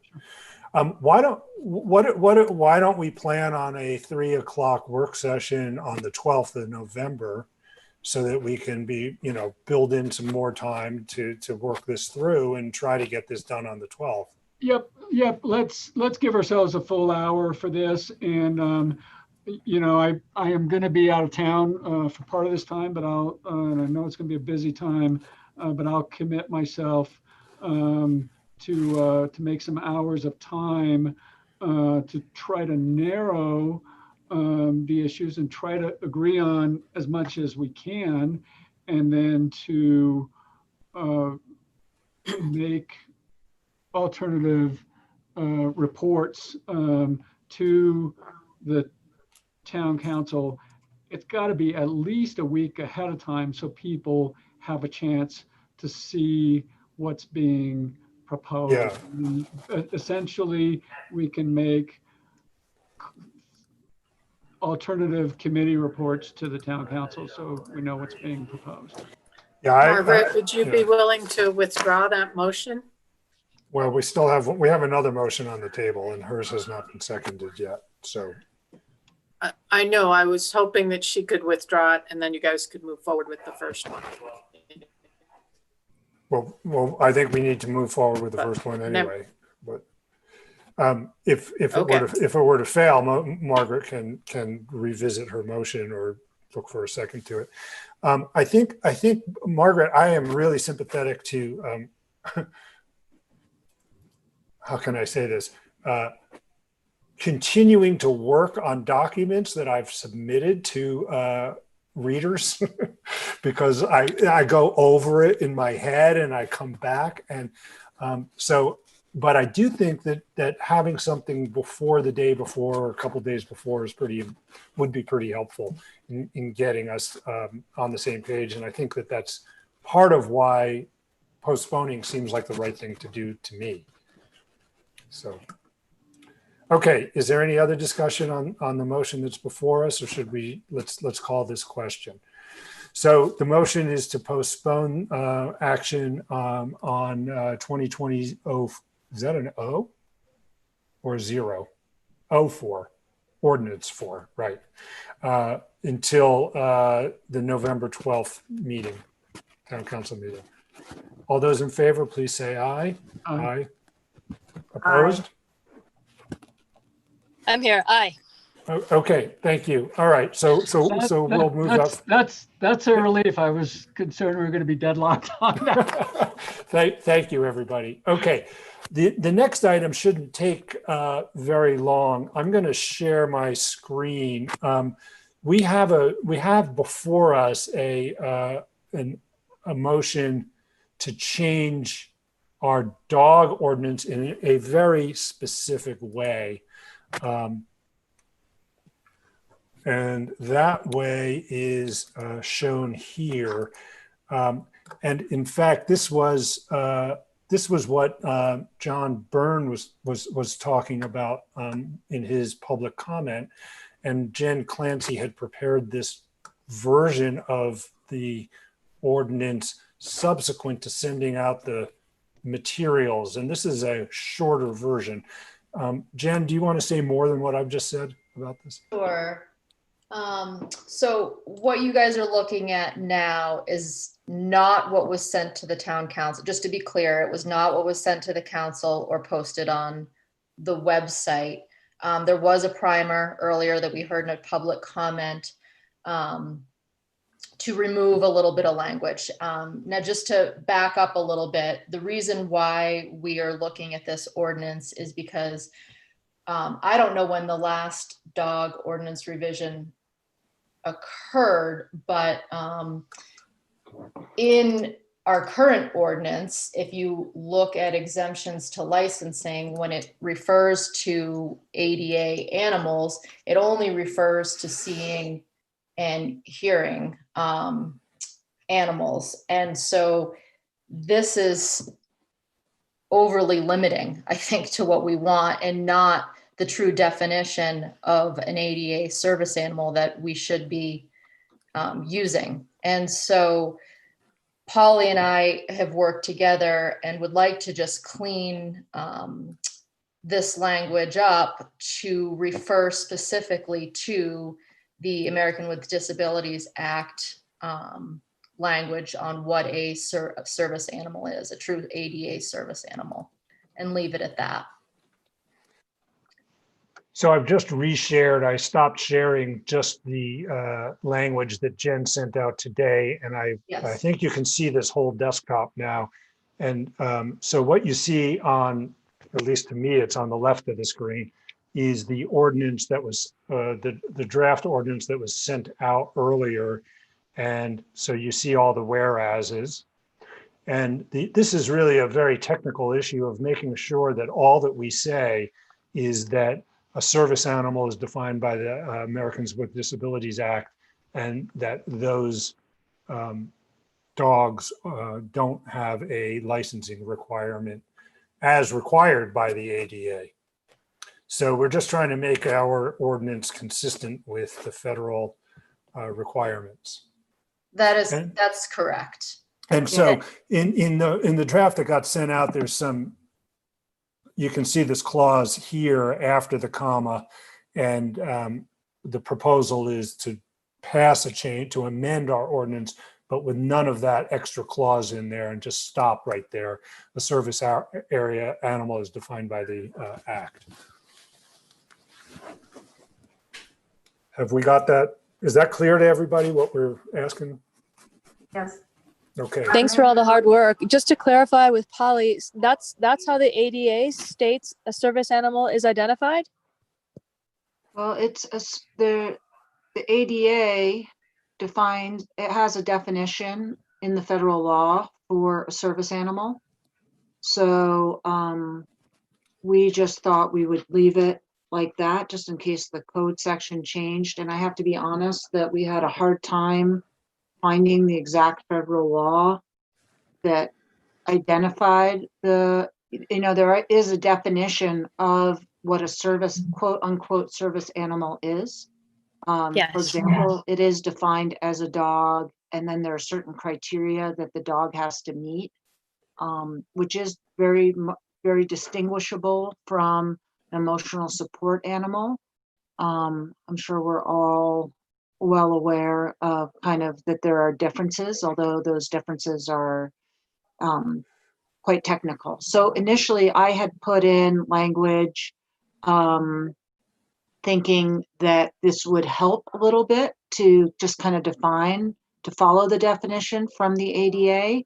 But it was pointed out that because we didn't include, it's quite lengthy, and we didn't include the whole thing. And so we didn't want it to be misinterpreted. We just wanted it to be clear that service animals are as defined. We are defining a service animal as the American Disabilities Act defines it.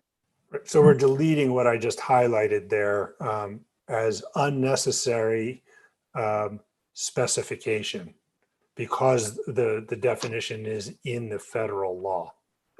And so I think John Byrne's point is well taken. Yeah, so we're just relying on the federal law rather than getting into the weeds on the definition. I'd like to, I'll either entertain a motion or I'll make the motion myself to adopt, now I'm forgetting what the title is, ordinance number 2020-05, amending the town code title 5, chapter 2, section 3, section K, exemptions to licensing, to include the language that's shown here in the preambles and the whereases, and then the language shown on this screen. That is to say, the same language here, except deleting what I've highlighted. Including the So word moved. specifically. Oh, Okay. I beg your Just pardon. to Right be- here, all of this. Yeah, the period would end Right. after. And then there would be a period here. Correct. Thank you. Okay, I'm sorry. Somebody besides Jen was saying something, but I wasn't sure who said what. I beg your pardon. apologize. Yeah. No, go I didn't ahead, mean Sheridan. to break in. I just was making a motion. Okay, good. Is there a second? I'll second it. Okay, any additional discussion?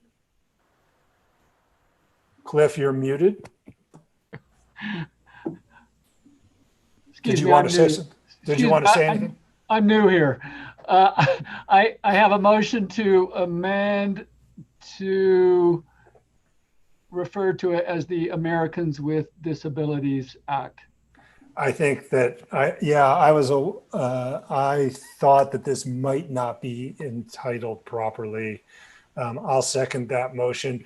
And how about if we specify that that we just make sure that we identify the act correctly by its correct name.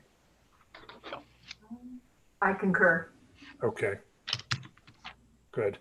So all those in favor of this motion as amended, please Aye. say aye. Aye. Okay, good. Thank you. All right, excellent. I got to stop sharing my screen or I can't find my way back to the agenda. And I think the only thing left is new business and then a motion to adjourn. I don't have anything to suggest as new business myself.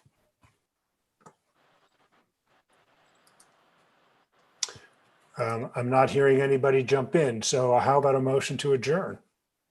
A motion to go make dinner. What are you fixing? Because I knew it was going to be, I wasn't going to have a lot of time. I'm going to the main dish is reheated short ribs that I made over the weekend. Good. I move that we adjourn. Second. All those in favor say aye. Aye. Okay, thanks. Yeah, leftovers are a cook's best friend, even if the kids aren't crazy about them. Exactly. All righty. Good night, everybody. Thank you. Thank you very much. Thank you.